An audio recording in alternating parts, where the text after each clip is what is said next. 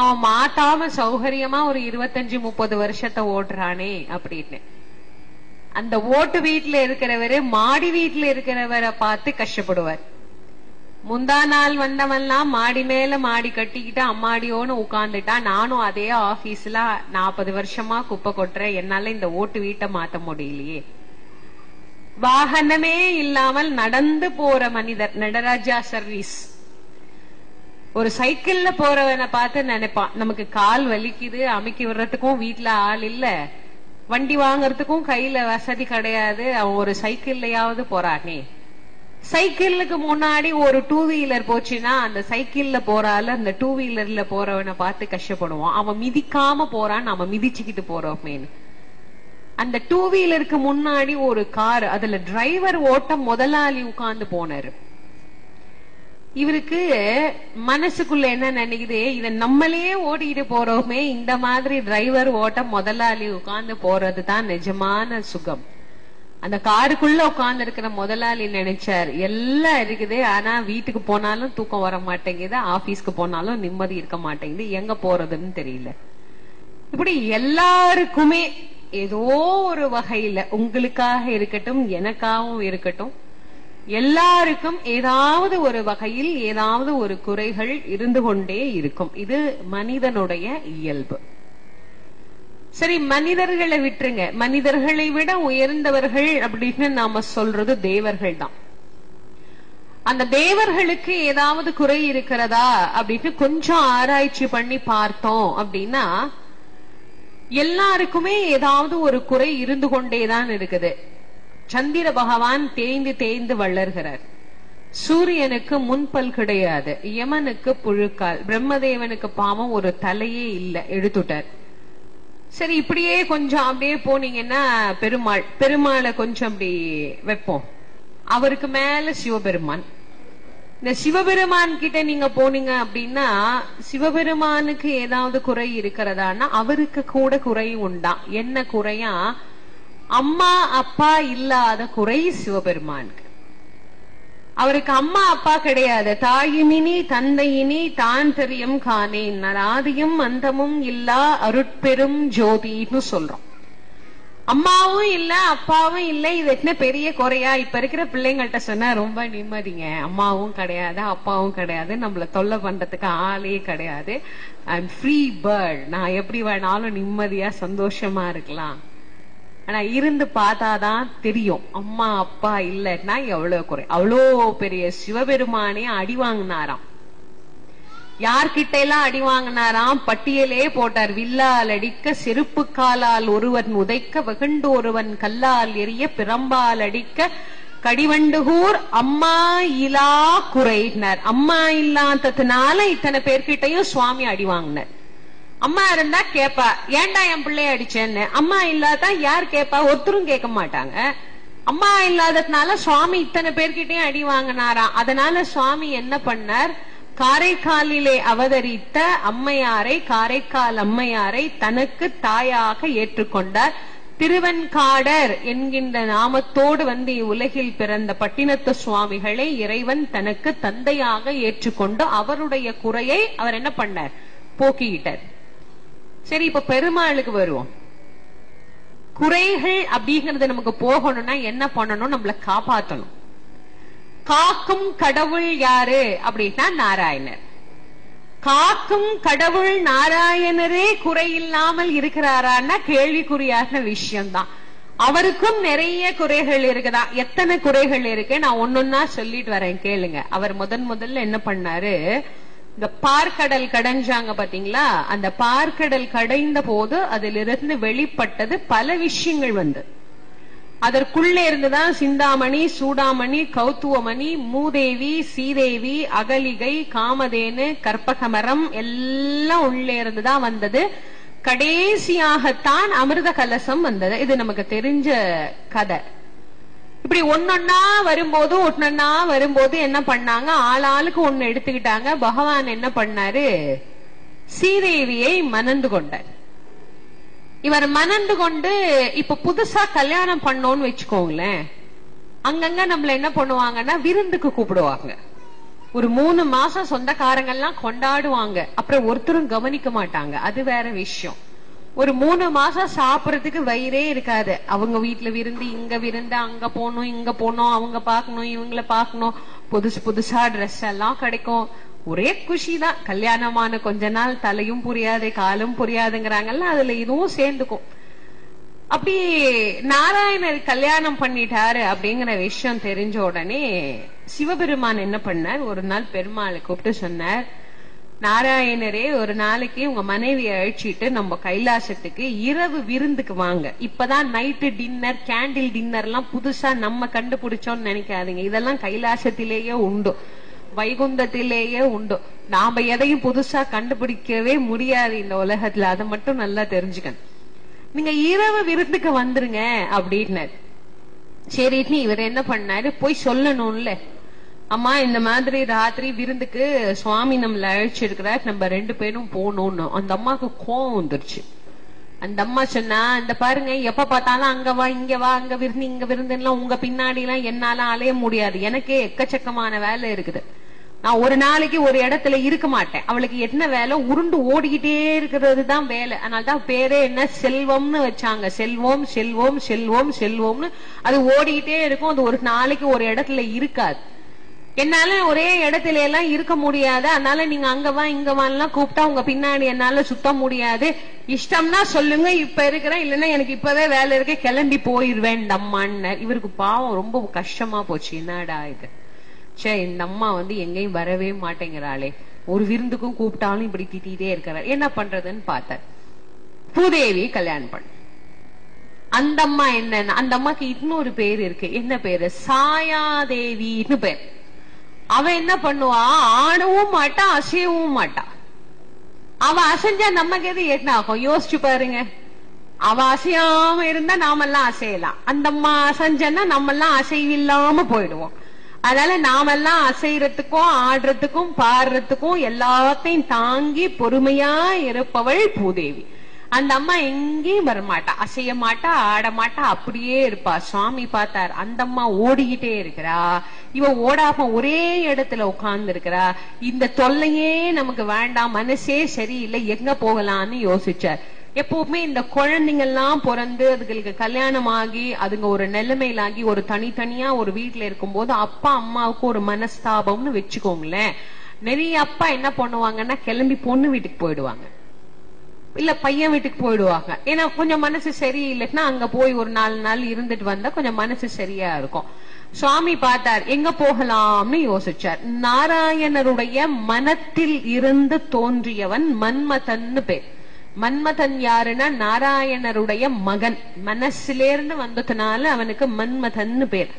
அந்த மன்மதனுக்கு வீட்டுக்கு போகலாம் அப்படின்னு நினைச்சு கிளம்பினார். அப்பதான் ஒரு செய்தி வந்தது, மன்மதன் சிவபெருமானுடைய தியானத்தை கலைக்க போய் எரிஞ்சு சாம்பலா போயிட்டான் அப்படிங்கிற தகவல் வந்தது. மகன் இல்லாம மருமகள் மட்டும் இருக்கிற வீட்டுக்கு மாமனார் இருக்கக்கூடாது, இப்படி ஒரு சட்டம் இருக்கு. மகன் இல்ல அப்படின்னா மருமகள் மட்டும் தனித்து இருக்கிற வீட்டுல மாமனார் போகவும் கூடாதா, சாப்பிடவும் கூடாதா. நல்ல வேளை நிறைய மருமகளுக்கு இந்த சட்டம் எல்லாம் தெரியல, இல்லாத போதே இந்த பாடு இல்ல, சட்டம் வேற இருக்கணும், இதெல்லாம் சட்டம் நான் ஒன்னும் பண்ண மாட்டேன்றாங்க. எல்லாம் ஒரு காலத்துல இவர் பார்த்தார், பையன் வீட்டுக்கும் போவோம். இங்க ஒரு யோசிக்க வேண்டிய ஒரு விஷயம் இருக்கு.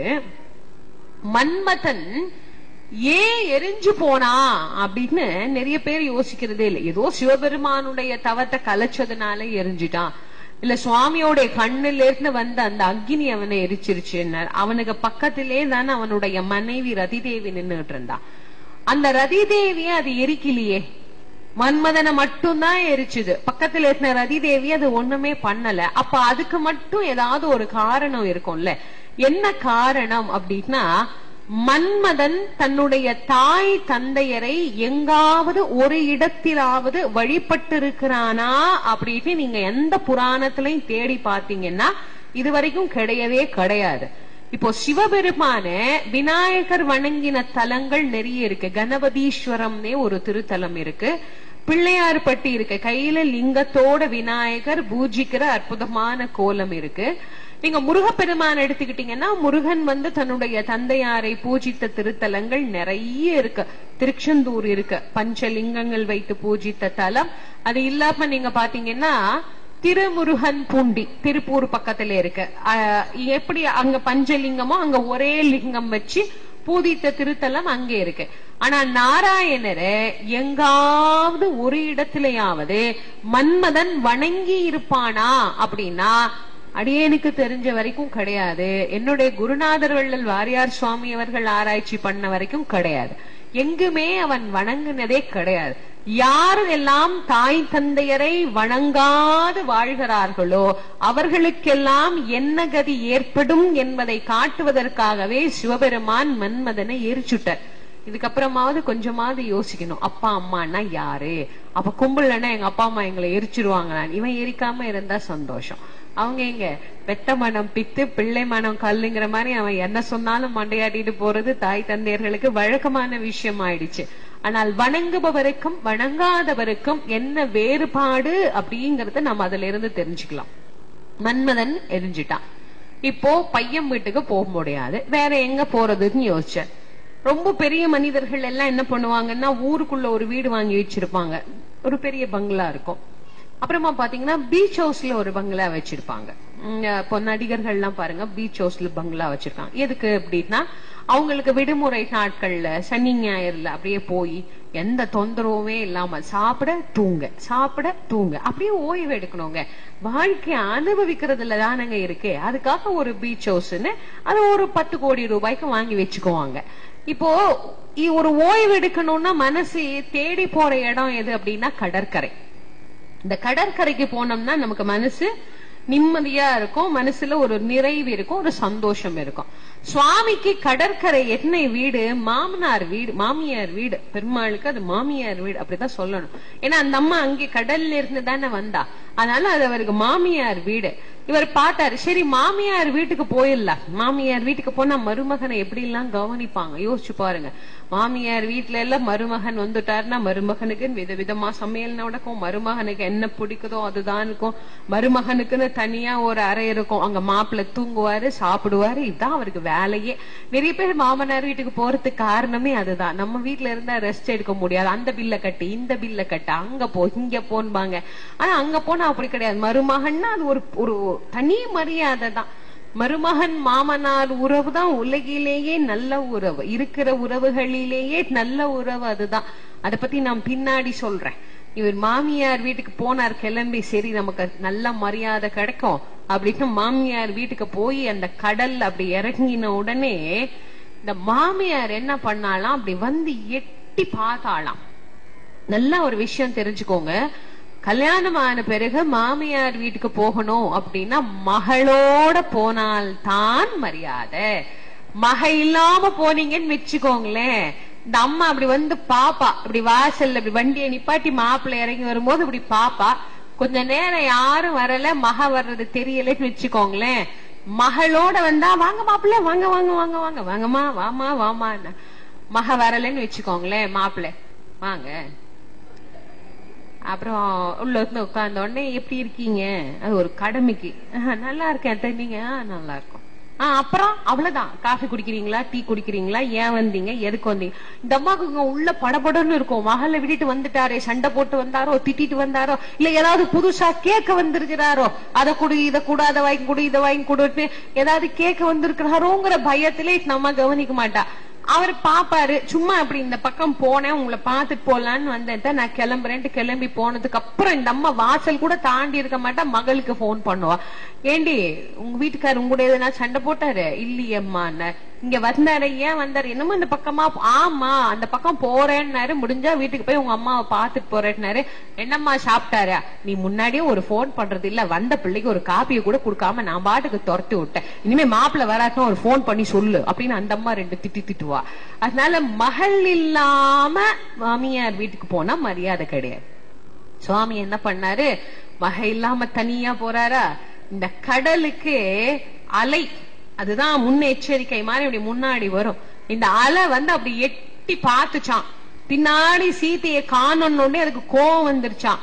என்னடா என் மகளை இவர் என்ன பண்ணிட்டு வர்றாருன்னு தெரியலையே அப்படின்னு அது வேகமா வந்து அடிச்சுச்சான். சுவாமி பார்த்தார், இது சுனாமியா மாறுறதுக்குள்ள நாம இங்க இருந்து கிளம்பிட்டோம்னா நம்மளுக்கு மரியாதை, எங்க போறதுன்னே தெரியல. கருடனை கூப்பிட்டு சொன்னார், இங்க பாரு எனக்கு மனசே சரியில்லை, நான் எங்காவது போகணும், என்னை கொண்டு விடுன்னு. உடனே கருடன் சொல்லிச்சு, உங்களோட சுத்தி சுத்தி எனக்கு ரொம்ப பசிக்குது, கொஞ்ச நேரம் இப்படி உட்கார்ந்துருங்க, நான் ஏதாவது சாப்பிட்டுட்டு வந்து அப்புறமா உங்களை கூட்டிட்டு போறேன்னுச்சு. அந்த கதையெல்லாம் இங்க வேண்டாம், என்ன கொண்டு எங்கேயாவது விட்டுட்டு அப்புறமா நீ சாப்பிடு, என்னால இங்க எல்லாம் இருக்க முடியாது, வா கிளம்பு அப்படின்னு சாமி கூப்பிட்டுட்ட. இந்த கருடனுக்கு பசி பாவம், அது பசி அதுக்கு தானே தெரியும், பகவான் என்ன தெரியும். அப்படியே பாத்துட்டே வருது. அதுக்கு ஒரு உணவு கீழே கிடைச்சிருச்சு. ஒரு பாம்பு ஒட்டுன்னு அப்படியே நெளிஞ்சு போகுது. இந்த பாம்பை பார்த்ததோ இல்லையோ கருடன் என்ன பண்ணிருச்சு, சாமியை கேட்காமலேயே பூமியில இறங்கிருச்சு. இறங்கி சாமியை இறக்கி விடுச்சு. கொஞ்ச நேரம் இங்க வெயிட் பண்ணுங்க சாமி, இந்த பாம்பை சாப்பிட்டுட்டு வந்து உங்களை பிக்கப் பண்ணிக்கிறேன், என்னால பசி தாங்க முடியலன்னு விட்டுட்டு போயிடுச்சு. சுவாமி பார்த்தாரு, கல்யாணம் பண்ணியும் பயன் இல்ல, இன்னொரு கல்யாணம் பண்ணியும் பயன் இல்ல, பையன் இருந்தும் பிரயோஜனம் இல்ல, மாமியார் வீடு இருந்தும் பயன் இல்ல, வாகனம் இருந்தும் பயன் இல்ல, என் வாழ்க்கை இப்படி கட்ட மாதிரி போச்சே அப்படின்னு சுவாமி கட்டையாக மாறி அமர்ந்த திருத்தலம் தான் இன்றைக்கும் பூரியிலே ஜெகநாதர் ஆலயமாக விளங்கி கொண்டிருக்கிறது. பூரி ஜெகநாதர் கோவில் தோன்றிய வரலாறு இதுதான். சுவாமி கவலைப்பட்டு மரக்கட்டையா போயிட்டாராம். அதனால்தான் இன்னைக்கும் நீங்க பாத்தீங்கன்னா ஜெகநாதர் கோவில்ல கிருஷ்ணர் கட்டையா தான் இருப்பார், மரக்கட்டை. மத்த ஊர்ல எல்லாம் கிருஷ்ணர் அழகா இருப்பார். அந்த ஊர்ல கிருஷ்ணரை பார்த்தவங்களுக்கு தெரியும், கண்ணு பெருசா இருக்கும், அது அவங்களுக்கு அது அழகு. கண்ணங்கரேன்னு கருப்பா இருக்கிறது கிருஷ்ணர், நல்ல கருப்பா புதுசு. ஒவ்வொரு ஆண்டுக்கும் புது தேர் பண்ணி ஓட்டுற ஒரு ஊர் பூரி தான். வருஷத்துக்கு இருக்கிற தேரை ஓட்டுறதுக்கே மகா கஷ்டமா இருக்குது. ஆனா வருடந்தோறும் புதுசு புதுசா தேர் பண்ணி சுவாமி அதுல வச்சு லட்சக்கணக்கான மக்கள் வந்து கலந்து கொள்ளுகிற அந்த அற்புதமான தேர் திருவிழா நடக்கிற பூரியினுடைய வரலாறு இதுதான். சுவாமிக்கு பாருங்க இவ்வளோ பிரச்சனை. சுவாமி பார்த்தார், இவ்வளோ குறை நமக்கு இருந்துகிட்டே இருக்குதே, இந்த குறையெல்லாம் எப்படி போக்குறதுன்னு யோசிச்சார். சரி, மக்களுக்கு நாம ஏதாவது நல்லது பண்ணினோம்னா அந்த நல்லதன் பயனாக நமக்கு இருக்கிற குறையெல்லாம் போகுமேன்னு ஒரு அவதாரமா சுவாமி பூமிக்கு வர, ஒவ்வொரு அவதாரமா வர. இறைவனுடைய அவதாரங்கள் அப்படின்னு நீங்க எடுத்தீங்கன்னா 10 அவதாரங்கள். இப்போ 9 வரைக்கும் முடிஞ்சிருச்சு. 10 எப்ப வரும்னு தெரியல, வந்துருச்சுங்கிறாங்க, வருங்கிறாங்க, இல்ல இனிமேதான் வரப்போகுது, எதை நம்புறதுன்னே தெரியல. அதுக்குள்ள ஒரு தடவை ஒரு அம்மா என்கிட்ட வந்து கேட்டாங்க, இந்த உலகம் 2012 அழிஞ்சிடுமாங்க அப்படின்னாரு. ஏமான்னார். இல்ல இந்த படத்துல எல்லாம் அப்படிதான் காட்டுறாங்க, 2012 அப்புறம் உலகமே அழிஞ்சு போயிடுமா, நாம எல்லாம் என்ன பண்றது, நான் இருக்கிறது எல்லாத்தையும் இப்ப காலி பண்ணிடலாமான்னு. ஒருவேளை அழியலன்னா என்னமா பண்ணுவீங்க, நாம அங்க திருப்பி சம்பாதிக்கிறது ரொம்ப கஷ்டமாச்சு, நீங்க சொல்லுங்க அழியுமா அழியாதா. நான் சொன்னேன், நான் கதை தாமா சொல்லுவேன், நான் ஜோசியம்லாம் நான் சொல்றது கிடையாது, 2012 அழியுமா அழியாதா. அப்ப இதுக்கு எதனா கணக்கு இருக்குதான்னார். கணக்கு இருக்கு, இந்த உலகம் எப்ப தோன்றியதுல இன்னைக்கு வரைக்கும் கணக்கு இருக்கு. நான் சொல்றேன், உங்களால முடிஞ்சதுன்னா நீங்க கணக்கு போட்டு பாருங்க. நிறைய பேருக்கு சந்தேகம் இருக்கு, உலகம் எப்ப அழியும், கலியுகம் எப்ப முடியும். கலியுகத்தினுடைய முடிவுல தான் பகவானுடைய கல்கி அவதாரம் அப்படிங்கிற ஒரு 10வது அவதாரம் நிகழ இருக்கிறது. அதனால கலியுகம் இப்ப முடிஞ்சிருமா அப்படின்னு கேட்டீங்கன்னா இப்ப முடியாது, முடிகிற மாதிரி தெரியும் ஆனா முடியாது. சுனாமி வரும், இதெல்லாம் என்னன்னா முன்னாடி வர எச்சரிக்கை. அதாவது எப்படி அழிய போகுது அப்படிங்கிறதுக்கு நமக்கு ட்ரெய்லர், இப்ப கொஞ்சம் எல்லாருக்கும் புரியுற மாதிரி தமிழ்ல சொல்றேன் ட்ரெய்லர். ஏன்னா இப்ப எல்லாம் தமிழ்ல சொன்னா தானே நிறைய பேருக்கு புரியுது. நான் பாட்டுக்கு நான் என்னோட தமிழ்ல பேசினேன்னா ரொம்ப கஷ்டங்க. இந்த காலத்துல ஆரம்பிக்கும் போது ஆக்சுவலி நான் என்ன சொல்றேன்னா சார், இந்த ஆக்சுவலி இல்லாம அப்புறம் அடுத்த வார்த்தை போகாது, அப்புறம் சோ பட்டு தாலாம் இல்லாம நகரவே நகராது. இந்த காலத்துல யாரா 2 பேர்கிட்ட பேசுறதுன்னா எத்தனை கஷ்டம் தெரியுமா. ஒரு 2 ஹிந்திக்கார பார்த்தா அழகா ஹிந்தியில பேசும், 2 மலையாளி பார்த்தாங்கன்னா அழகா மலையாளத்துல பேசுறாங்க. ஆனா 2 தமிழர்கள் சந்திச்சுக்கிட்டாங்கன்னு வச்சுக்கோங்களேன், ஊர்ல இருக்கிற அத்தனை பாஷையிலயும் பேசுறாங்க தமிழை தவிர. அந்த ரயில்ல எல்லாம் போகும்போது எதிர்த்தாப்புல பக்கத்துல உட்காந்து பேசுறாங்க பாருங்க, நான் எனக்கு ரொம்ப வேடிக்கையா இருக்கும். எனக்கு பொழுதுபோக்காதுதானே, வேற என்ன, அவங்கள ரசிச்சுக்கிட்டே போய் ஊர் போய் சேர்ந்துட வேண்டியதுதான். எல்லா பாஷையிலயும் பேசுவாங்க பாருங்க, இன்னமும் தமிழே தெரியாது மாதிரி. ஆனா எங்கேயாவது போய் முட்டிக்கிட்டா அம்மான்னு கத்த வேண்டியது. அப்ப மட்டும் வரும் என்ன, நம்மளுடைய உண்மையா தான் கஷ்டப்படுற போது தனக்கு வந்து உதவுறதுதான் தன்னுடைய தாய்மொழி. அதனால நான் கொஞ்சம் உங்களுக்கு புரியுற மாதிரியே சொல்லிடுறேன். ஏன்னா நிறைய சின்ன சின்ன வார்த்தைகள் கூட இப்ப நிறைய பேருக்கு பழக்கத்துல இல்லாது போயிடுச்சு. அன்னைக்கு கார் ஓட்டுறவருக்கு பேர் சாரதி, அவருக்கு பேர் வேற, அந்த வேலைக்கு பேர் சாரதி. எத்தனை பேருக்கு சாரதினா தெரியும்? தெரியல. ஒவ்வொருத்தருக்கும் ஒரு பேர் இருக்கு. பைலட் இருக்காரு பாருங்க, பிளைட் ஓட்டுறவர், அவருக்கு வான் சாரதின்னு பேர்.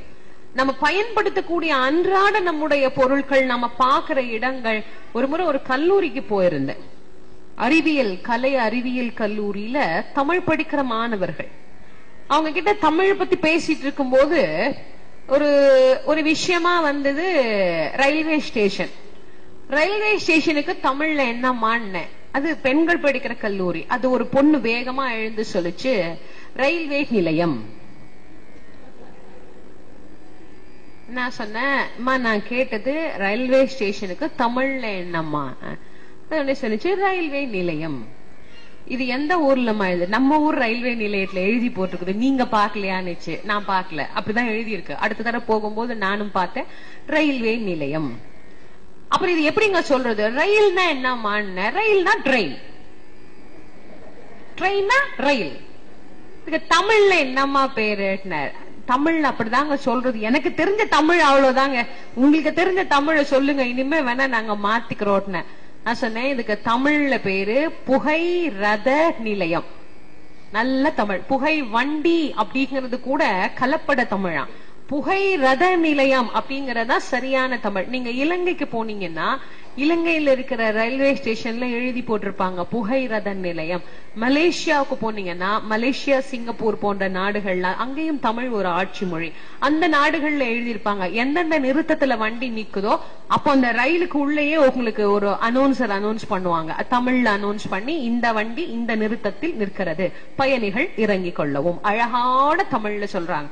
நம்ம ஊர்ல ரயில்வே ஸ்டேஷனுக்கு என்னன்னு தெரியல, பாஸ்போர்ட்டுக்கு தமிழ்ல என்னன்னு தெரியலீங்க. எந்த பாஸ்போர்ட், நம்ம ஊர் பாஸ்போர்ட்ல எழுதி இருக்குதா? இதுக்கு பேர் தமிழ்நாடு சொல்லிக்கிறோம் நம்மளே. இன்னும் கொஞ்ச நாள்ல சந்தேகம் ஆயிடும், இது தமிழ்நாடா இல்ல வேற ஏதாவது ஒரு தேசமான்னு. பாஸ்போர்ட்ல என்ன தமிழ் எழுதி? ஒரு பொண்ணு சொல்லிச்சு, பாயிஸ் போயிட்டுன்னு எழுதி இருக்குதுங்க பாஸ்போர்ட்ல. என்ன பாஸ்போர்ட்டுக்கு தமிழ்ல என்ன பேரு? கடவுச்சீட்டுன்னு பேர். ஒரு தேசத்திலிருந்து இன்னொரு தேசத்தை கடந்து போவதற்கு பயன்படுத்தக்கூடியதுனால அதற்கு கடவுச்சீட்டு அப்படின்னு பேர்.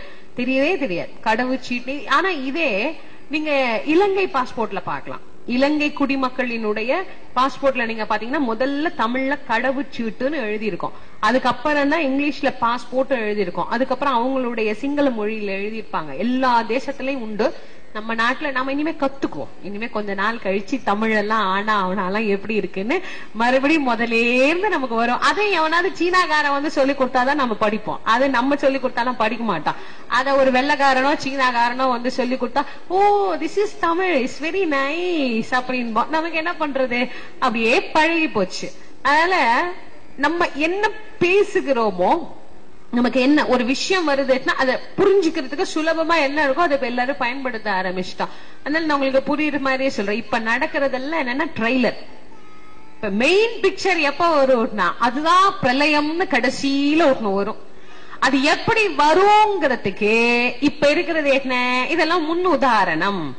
இப்ப இந்த சுனாமி வருது பாருங்க, சும்மா இப்படி வந்து காட்டிட்டு போது இல்ல, இது மாதிரி கடைசியில வரக்கூடிய காலத்துலதான் பகவானுடைய அவதாரமாகிய தசாவதாரமான 10வது அவதாரம் நமக்கு நிகழும். கல்கி அவதாரம் நம்ம சொல்றோம். ஆனா இது எப்ப ஆரம்பிச்சது, இதுக்கு என்ன கணக்கு அப்படின்னா, ஒரு பிரம்மதேவனுடைய ஆயுள். இப்ப மனித கணக்கு வேற, தேவர்களுடைய கணக்கு வேற. இப்ப நமக்கு 360 நாள் அப்படின்னா அது தேவர்களுக்கு ஒரு நாள். நமக்கு 360 ஆண்டு அப்படின்னா அது தேவர்களுக்கு ஒரு ஆண்டு. தேவ ஆண்டிலே 4000 ஆண்டுகள் கிரேதாயுகம், ஆரம்பம் 400 அந்தம் 400. தேவ ஆண்டிலே 3000 ஆண்டு திரேதாயுகம், ஆரம்பம் 300 அந்தம் 300. தேவ ஆண்டிலே 2000 ஆண்டுகள் துவாபர யுகம், ஆரம்பம் 200 அந்தம் 200. தேவ ஆண்டிலே 1000 வருஷம் கலியுகம், ஆரம்பம் 100 அந்தம் 100. இவை 4ம் சேர்த்தா 12000 ஆண்டுகள். தேவ ஆண்டிலே 12000 ஆண்டுகள் ஆனால் அது ஒரு சத்துரிகம். அப்ப அப்படி 1000 சதுரிகமானால் அதுதான் ஒரு பிரம்மபத். அப்படி கோடி பிரம்மா வந்துட்டு போனா அது விஷ்ணுவுக்கு ஒரு பகல். அப்புறம் அது ஒரு நாளாகி, அது ஒரு மாதமாகி, அது ஒரு ஆண்டாகி, அப்படி கோடி விஷ்ணு வந்துட்டு போனா அதுதான் சிவபெருமான் சிரிக்கிற நேரம். நான் அதுக்குதான் முன்னாடியே சொன்னேன், உங்களால முடிஞ்சா கணக்கு போட்டுக்கோங்கன்னு. இப்ப இதுக்குள்ள நம்ம வாழ்க்கை எங்க இருக்கு? வள்ளுவர் சொன்னார், ஒரு பொழுதும் வாழ்வது அறியார், கருதுவது கோடியும் அல்ல பலர்னர். வள்ளுவருக்கே தெரியல நமக்கு எத்தனை கோடி ஆசை இருக்கு. சின்ன சின்ன ஆசை, சிறகடிக்க ஆசைன்னு நமக்கு எல்லாம் கோடி கோடி கோடி கோடி ஆசைகள் இருக்கே.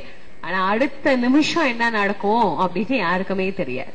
மனிதனுடைய வாழ்க்கை நீர்க்குமிழியை விட கேவலமான வாழ்க்கை. இதுலதான் நீ பெரியவன், நான் பெரியவன், இதுதான் எனக்கு சொந்தம், அதுதான் உனக்கு, இது என்னோடது, அது உன்னோடது, இதெல்லாம் இதுக்குள்ளதான் நடக்குது. இதுல பிரம்மதேவனுடைய ஆயுள் நமக்கு துவங்கி அப்படின்னா, ஒரு பிரம்மனுக்கு ஆயுள் 7 கல்பங்கள். அதுல இப்போ இருக்கிற பிரம்மனுக்கு 3 கல்பங்கள் தான் முடிஞ்சிருக்கு.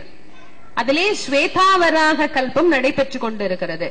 ஒரு கல்பம் அப்படின்னா அதிலே 81 மன்வந்தரங்கள் உண்டு. அதிலே இப்போ 21வது மன்வந்தரம் தான் நடைபெற்று கொண்டிருக்கு. இதெல்லாம் முடிஞ்சாதான் ஒரு பிரம்மனுடைய ஆயுள் முடியும். இதெல்லாம் முடியறதுக்குள்ள எனக்கு தெரிஞ்சு ஒரு 100-150 தலைமுறை தாண்டிரும் அப்படிங்கறது என்னோட ஒரு சின்ன கணக்கு. அதனால நம்ம இருக்கும்போது கண்டிப்பா இப்பெல்லாம் உலகம் 2012 எல்லாம் அழியாது. ஏன்னா 2000 கணக்கு க்ளோஸ் ஆயிடும். நிறைய பேர் போய் பேங்க்ல இருக்கிற காசெல்லாம் எடுத்துட்டு வந்துட்டாங்க. அப்புறம் கணக்கு க்ளோஸ் ஆயிடுச்சுன்னா தெரியாது. 2000 வருமோ, 1999 தானே இருக்குது, 2000 வருமோ, அப்போ ஒரு பயம் வந்தது. ஆனா கரெக்டா அது பாட்டுக்கு தானா 2000க்கு மாறிடுச்சு. அப்புறம் எடுத்த பணத்தை எல்லாம் கொண்டு போய் திருப்பி போட்டுட்டு வந்தாங்க. அது மாதிரி இப்போ ஒரு பயம் இருக்குது, இப்போ வந்துருமா அப்போ வந்துருமோ. பயப்படாதீங்க, தைரியம், வாழ்கிற வரைக்கும் தைரியமாக வாழணும். சாகணும்னு வந்தா எல்லாரும் சாகும்போது நம்மளும் சேர்த்து சாகும். நமக்கு மட்டும் என்ன தனியா ஒரு இடமா கட்டிட்டு போய் உட்கார்ந்துக்கு போறோம், முடியாது. எல்லாரும் சாகும்போது நம்மளும் சேர்ந்து செத்துடலாம். அதனால மரணத்தை கண்டு அஞ்சாது வாழ்வதே உலகத்துல மிகப்பெரிய பயன். அதுதான் இருக்கிறதுலே ரொம்ப பெரிய விஷயம், மரணத்துக்கு பயப்படாம இருக்கிறது. ஆனா கொஞ்சம் கஷ்டம், கொஞ்சம் கஷ்டங்கிற ரொம்ப கஷ்டம். மரணம் வந்துருமோ, அது எப்ப தெரியுமா வரும்? ஒரு 40-45 வயசுக்கு மேல வரும் பாருங்க ஒரு பயம். வந்துருமோ, வரத்தானங்க போகுது. யாராவது எழுதி வாங்கிட்டு வந்திருக்கோமா? யாராவது பூமிக்கு வரும்போது நான் இத்தனை வருஷம், இத்தனை நாள், இத்தனை நிமிஷம் நான் அப்படியே சாஸ்வதமா இருப்பேன், எனக்கு எந்த பிரச்சனையுமே வராது அப்படின்னு எழுதி வாங்கிட்டு வந்திருக்கோமா? கிடையாது. அப்ப எல்லாரும் ஒரு நாளைக்கு மரணம்ங்கிறது இருக்குங்கிறது தெரியும். எப்ப வந்தா என்ன வரும்போது வரட்டும்னு இருந்தீங்கன்னா காலனே வர யோசிப்பானா? இவன் நம்மளை எதிர்பார்க்கவே மாட்டேங்கிறானே. ஒருத்தர் வருவாரா வருவாரா வருவாரா எதிர்பார்த்து போறது வேற, திடீர்னு போனா இவர் வரணும் நினைச்சிட்டு இருந்தா சீக்கிரமா வந்துருவார். இந்த டெலிபதி எலிபதிங்கிறாங்கல்ல, அந்த மாதிரி யமனையே நினைச்சிட்டு இருந்தா அவர் சீக்கிரம் வந்துருவார். அதனால கண்டுக்காமலே விட்டுட்டீங்கன்னா அந்த நம்மளையும் கொஞ்ச நாள் கண்டுக்காமலே விட்டுருவாச்சா. இவன் நம்மள மதிக்கவே மாட்டேங்கிறானே, இவன் நம்மள நினைக்கவே மாட்டேங்கிறானே, இவன் எப்ப நினைப்பான் நம்மளும் பாப்போம் அப்படின்னு யோசிப்பார். நம்ம நினைக்கவே இல்லைன்னா அப்படி போய்கிட்டு அப்படின்னு நினைச்சிட்டே போக வேண்டியதுதான். நம்முடைய வாழ்க்கை அப்படிங்கிறதுல சுவாமி நமக்கு நிறைய நல்ல விஷயங்களை தரணுங்கிறதுக்காக 10 அவதாரங்களையும் பகுத்தல். பாத்தீங்கன்னா ஒவ்வொரு ஒவ்வொரு ஒவ்வொரு அவதாரத்திலேயும் இறைவன் தன்னை அப்படியே மாத்திக்கிட்டார். அதுல இறைவன் தன்னை மாற்றாமலே தான் இறைவன் என்பதை காட்டிக்கொண்ட அவதாரம் கிருஷ்ண அவதாரம் மட்டும்தான். மற்ற அவதாரங்கள்ல எல்லாம் பாத்தீங்கன்னா ராம அவதாரத்துல பாருங்க, சுவாமி தன்னை மறைத்து கொண்டார். தான் மனுஷனா, முழுசா மனுஷனா மாறிட்டார். கொஞ்சம் கூட தான் கடவுள் அப்படிங்கறத இறைவன் எங்கேயுமே வெளிக்காட்ட கூடாதுங்கிறதுக்காக ரொம்ப கஷ்டப்பட்டார். ஆனால் குழந்தையாயிருந்ததுல இருந்து தன்னையோ தன் உடலையோ எதையோ, நரசிம்ம அவதாரத்துக்குள்ள சுவாமி என்ன பண்ணார்? எல்லாத்தையும் மறைத்துதான் வந்தார். வேற வேற எல்லாத்தையும் சேர்த்து, மிருகம், மனுஷன், தேவன் எல்லாத்தையும் ஒன்றாக இணைத்து வந்தார். ஆனா தன்னை அப்படியே ஒரு கடவுளா, ஒரு குழந்தையிலிருந்து தன்னோட கடைசி காலம் வரைக்கும் அப்படியே கடவுளாகவே காட்டிய அவதாரம் கிருஷ்ண அவதாரம் தான். இந்த கிருஷ்ண அவதாரத்துல சுவாமி பாத்தீங்கன்னா உலகத்துல இருக்கிற எல்லாருடைய குறைகளையும் போக்க வேண்டும் என்பதற்காகவே அவதரித்தார். இந்த அவதாரங்களிலே கிருஷ்ண அவதாரத்தினுடைய மகிமை ரொம்ப உயர்ந்தது. அது எதை உணர்த்துகிறது அப்படின்னா, மாயையை உணர்த்துவது கிருஷ்ண அவதாரம். அதனால்தான் அவனுக்கு மாயாலோலன் அப்படின்னு பேர் கிருஷ்ணனுக்கு. கிருஷ்ண பக்தி அப்படின்னு இருக்கு. ஆனா கிருஷ்ண பிரேமைன்னு ஒண்ணு இருக்கு. பக்தி வேறு, பிரேமை வேறு. நீங்க வேற எந்த கடவுளுக்கும் இந்த சொல்ல பயன்படுத்த முடியாது. சிவ பிரேமை கிடையாது, அம்பாள் பிரேமை கிடையாது. இருக்கிற ஒரே பிரேமை என்ன? கிருஷ்ண பிரேமை மட்டும்தான். ஏன் கிருஷ்ணனுக்கு மட்டும் அப்படி ஒண்ணு இருக்குன்னா, வந்ததே அதுக்காக தானே. ஊர்ல இருக்கிறவங்களை எல்லாம் மயக்கணும், எல்லாத்தையும் நம்ம வசமாக்கணும், நாம என்ன சொன்னாலும் அவங்களை கேட்க வைக்கணும், அவங்கள ஆட்டி விட்டுட்டு நாம ஆடாம உட்கார்ந்து ரசிக்கணும். இதுதான் கிருஷ்ண அவதாரத்தினுடைய தாத்பரியம்.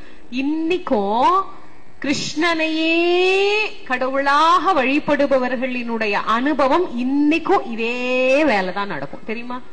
யாராவது ரொம்ப அதிதீவிரமா கிருஷ்ணனை கும்பிடுறாங்கன்னு வச்சுக்கோங்க, ஒரு மீராய் பாய் மாதிரி யாராவது கிருஷ்ணனையே கும்பிடுறாங்கன்னு வச்சுக்கோங்களேன், அவங்கள்ட்ட போய் கேட்டு பாருங்க தெரியும். கிருஷ்ணனுடைய பக்திக்குள் மூழ்கி விட்டால் புதைக்குழிக்குள் விழுந்ததற்கு சமம். உங்களால திரும்பி மேல வெளியிலேயே வரவே முடியாது. ஏன்னா அவன் சரியான திருட்டு பையன். இந்த திருட்டு பையன் என்ன பண்ணுவான், அப்படியே எல்லாத்தையும் கிட்டவே வச்சுக்குவான், எதையுமே வெளியில விட மாட்டான். அதே மாதிரி ஒரு திருடன் யாருன்னா கிருஷ்ணன் தான். அது ஒரு மாயையில் இருக்கிற நம்மள அப்படியே இன்னும் கொஞ்சம் இந்த மாயையில இன்னொரு, ஏன்னா உலகத்தினுடைய துவக்கமே அங்கதானே. எங்கே இருந்த நாம தோன்றினோம்? நமக்கு வேதம் என்ன சொல்லுது அப்படின்னா, நாம எல்லாம் பிரம்மத்தில் இருந்து தோன்றினோம் அப்படின்னு வேதம் சொல்கிறது. நியாயமாக பிரம்மம்னா என்னன்னு முதல்ல தெளிவா தெரிஞ்சுக்கோ. நிறைய பேர் இப்படிதான் சொல்றாங்க, நம்ம எல்லாம் பிரம்மஸ்வரூபம் பிரம்மஸ்வரூபம். பிரம்மம்னா என்னன்னு தெளிவா தெரிஞ்சுக்கோங்க. பிரம்மம்னா நிலையானதுன்னு அர்த்தம். மாறாதது, தெளிவானது, நிலையானது, இதெல்லாம் பிரம்மம். இதெல்லாம் நம்ம கிட்ட இருக்கா? கொஞ்சம் கூட கிடையாது. பிரம்மம் அப்படிங்கிறது என்ன? ஒருத்தர் பிரம்மத்தை பத்தி பேசினார். இந்த மாதிரி ஒரு பிரசங்கர் கதை சொல்றார். பிரம்மத்தை பத்தி என்ன சொல்றார் அப்படின்னா, இந்த உலகில் எல்லாம் பிரம்மம், நீங்களும் பிரம்மம், நானும் பிரம்மம், மரமும் பிரம்மம், இந்த மைக்கும் பிரம்மம், இந்த தூணும் பிரம்மம், அந்த யானையும் பிரம்மம், எல்லாமே பிரம்மம். பிரம்மம் பிரம்மத்தில் வாழ்வது சுகம், பிரம்மம் பிரம்மத்தில் தான் இருக்கும், அதுதான் நியதி, பிரம்மம் பிரம்மத்தில் வாழ்வது இன்பம். இப்படி எல்லாம் நிறைய பேசிக்கிட்டே இருந்தார். திடீர்னு என்னவோ கட்டி இருந்த யானைக்கு மதம் பிடிச்சிருச்சு. ஏன் பிடிச்சதெல்லாம் கேட்க கூடாது, ஏனோ பிடிச்சிருச்சு. அது என்ன பண்ணுது, சங்கிலி அறுத்துக்கிட்டு ஓடி வருது. அதுக்கப்புறம் யாரு உட்கார்ந்து கதை கேட்பா? யாரு உட்கார்ந்து கதை சொல்லுவா? முதல்ல ஓடுறதே பிரசங்கியார் தான். முன்னாடி ஓடுற, எல்லாருக்கும் முன்னாடி. ஆனா யானை அவரை தான் விடாம துரத்துது. ஏன்னா அவர் இந்த ஜரிக வச்சு அங்க வஸ்திரம் எல்லாம் போட்டிருக்கிறாரா, இந்த மாதிரி ஒரு பொன்னாடை நாடை எல்லாம் போட்டுட்டு உட்கார்ந்துருக்காரா, அவரை விடாம துரத்துது. அது அவர் ஓடுறாரு ஓடுறாரு ஓடுறாரு, ஊரை தாண்டி காட்டுக்குள்ள ஓட ஆரம்பிச்சுட்டார். காட்டுல ஓடிட்டே இருக்கிறவருக்கு ஒரு சந்தேகம், பின்னால யானை வருதான். அவர் என்ன பண்றாரு, ஓடிட்டே இருக்கும்போது இப்படி திரும்பி திரும்பி வேற பாத்துக்கிறார், பின்னால வருதா பின்னால வருதா. இப்படி பின்னால யானை வருதான்னு பாத்துக்கிட்டே போனவர் முன்னால இருந்த ஒரு பாழும் கிணற கவனிக்கல, பொத்துன்னு உள்ள விழுந்துட்ட. உள்ள விழுந்த பிறகு யோசிக்கிறார், ஐயோ நம்ம ஓடலையே, எதுக்குள்ளயோ போற மாதிரி தெரியுதேன்னு குனிஞ்சு பார்த்தா பாழடைஞ்ச கிணறு. தப்பிக்கிறதுக்கு வழி இல்லையான்னு பார்த்தாரு, ஒரு மரத்தினுடைய வேர் அப்படியே அந்த பக்கமா போது, அது அப்படியே கட்டியமா பிடிச்சுக்கிட்டு தொங்குறார், சத்தமே போடல.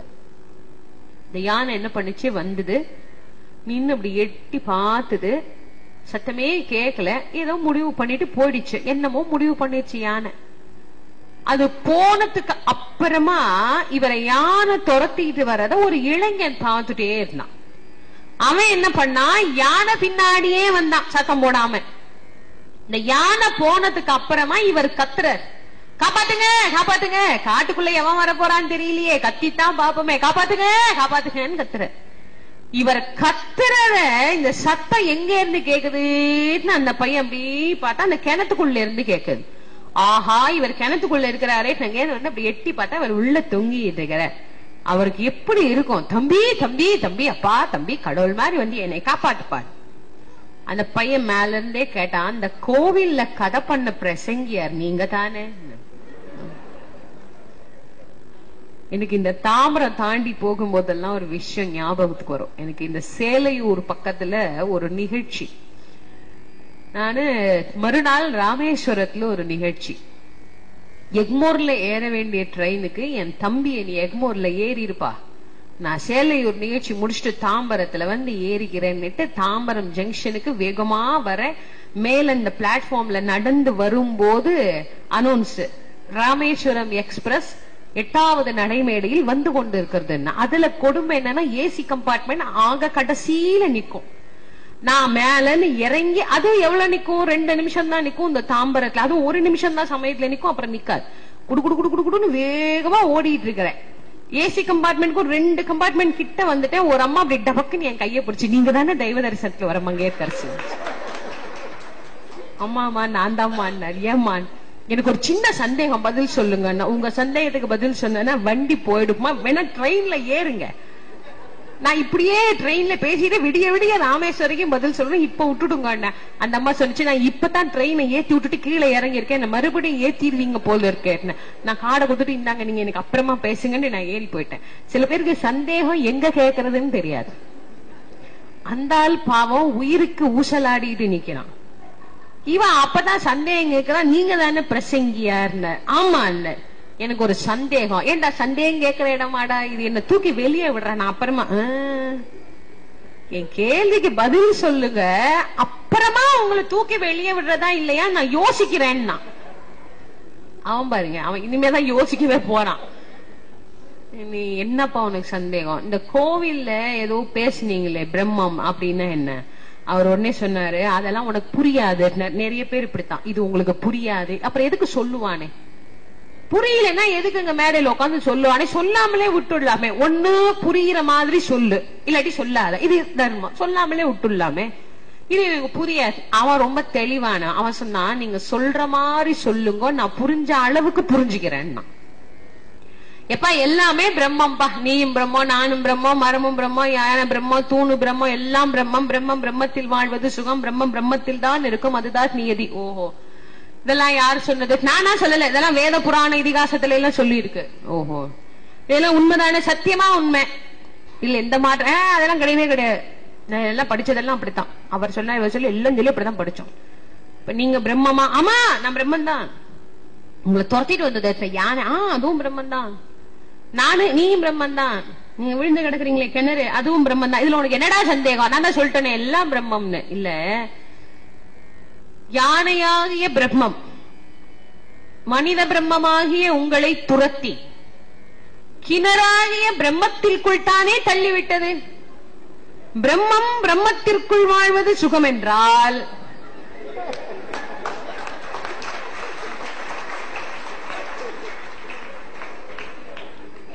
பிரம்மம் பிரம்மத்திற்குள் வாழ்வதே இன்பம்.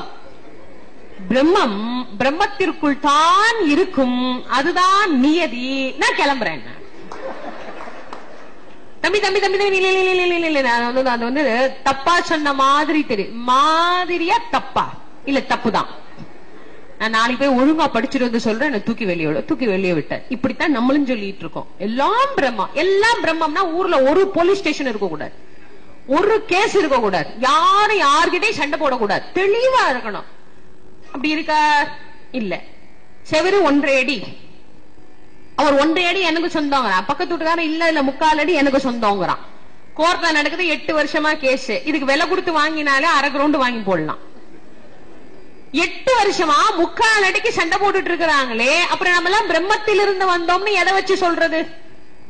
சொல்ல முடியாது. அப்ப நாம எங்க இருந்து வந்தோம்? பிரம்மம்ங்கிறது தெளிவானதுங்கிற ஏன் சொன்னாங்க அப்படின்னா, இந்த பிரம்மத்தை நமக்கு தெளிவுபடுத்துறது ஒரே ஒருத்தர் தான். அதுவும் யாருன்னா ஜனகர், சீதையினுடைய வளர்ப்பு தந்தையாகிய ஜனக மகாராஜனுக்கு தான் பிரம்மஞானின்னு பேர். அவர் பிரம்மஞானின்னு, பிரம்மத்திலேயே ஞானத்தை அடைந்தவர். அப்பனா அவர் எவ்வளவு பெரியவர்னு பாருங்க. அவர் தான் அதுல தெளிவான ஆளு. அவரை பாக்கிறதுக்கு ஒரு முறை சுகபிரம்ம மகரிஷி வந்தார். அவர் எவ்வளவு பெரிய ஞானின்னு உங்களுக்கு தெரியும். சுகர் அநேகமா எல்லாருக்கும் தெரியும் நினைக்கிறேன். அந்த சுகரை தெரியுமோ தெரியலையோ, இப்ப இருக்கிற சுகர் தெரியும் எல்லாருக்கும். சுகபிரம்ம மகரிஷி சுகர்னு சொல்லுவோம் அவரை. அவரு வியாசருடைய மகன். வியாசரை விடவே ஞானம் படைத்தவர். இந்த கதை நிறைய பேருக்கு தெரியும் நினைக்கிறேன். வியாசரும் சுகரும் ஒரு நாள் நடந்து போறாங்க. சுகர் இளமையிலேயே திகம்பரரானவர், அதாவது ஆடை இல்லாத சன்னியாசிக்கு திகம்பர சன்னியாசின்னு பேரு. அப்படி ஆனவரு. அங்க ஒரு பெண்கள் ஒரு 5-6 பேர் குளிச்சுக்கிட்டு இருந்தாங்க. வியாசர் போனாரு. ஒரு வயசானவரு மெதுவா நடந்து வர்றாரு. முன்னால ஒரு பையன் கட கட கட கட நடந்து போயிட்டாரு. இந்த பையன் போகும்போது இந்த பெண்கள் வாட்டு குளிச்சுட்டு இருந்தாங்க. வியாசர் கொஞ்சம் கிட்ட வந்த உடனே இந்த குளிச்சுட்டு இருந்த பொம்பளைங்க எல்லாம் என்ன பண்ணாளுங்க, வேகமா ஓடி போய் புடவை எடுத்து போத்திட்டு நின்னாளுங்க. இந்த வியாசருக்கு அவமானமா போச்சு. முன்னால ஒரு இளைஞன், 20 வயசுதான், சின்ன பையன், ஒரு இளைஞன் ஆடையே இல்லாம போறான். அவனை பார்த்து மானத்தை மறைக்கணும்னு இவங்க பெண்களுக்கு தோணலையே. இந்த கிழவனை பார்த்துட்டு இப்படி நிக்கிறாங்களேன்னு வேகமா போனார். ஏமா, முன்னால என் பையன் போனானே, அவனை பார்த்து உங்களுக்கு மானத்தை மறைக்கணும்னு தோணலையே, இந்த கிழவனை பார்த்து இப்படி மானத்தை மறைச்சிட்டு நிக்கிறீங்களே. அதுல விவரமான ஒருத்தி இருந்தா. அவ ஒரே ஒரு கேள்விதான் கேட்டா. இந்த கேள்வியும் உங்க பையன் கேட்டாரான்னா. நான் பாட்டு குளிச்சிட்டு இருந்தேன், உங்க பையன் பாட்டுக்கு போனார்.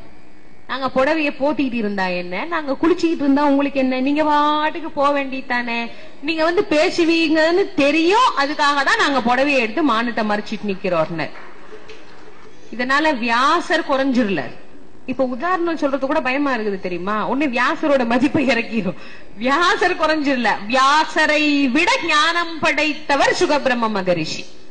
அவருக்கே சந்தேகம் வந்துருச்சு பிரம்ம ஞானம் என்னன்னு. அப்புறம் நமக்கு எல்லாம் எப்படி தெரியும்? அவருக்கே சந்தேகம் பிரம்ம ஞானம் என்ன, யார்கிட்ட தெரிஞ்சுக்கிறது? ஜனகரை பார்க்க போன.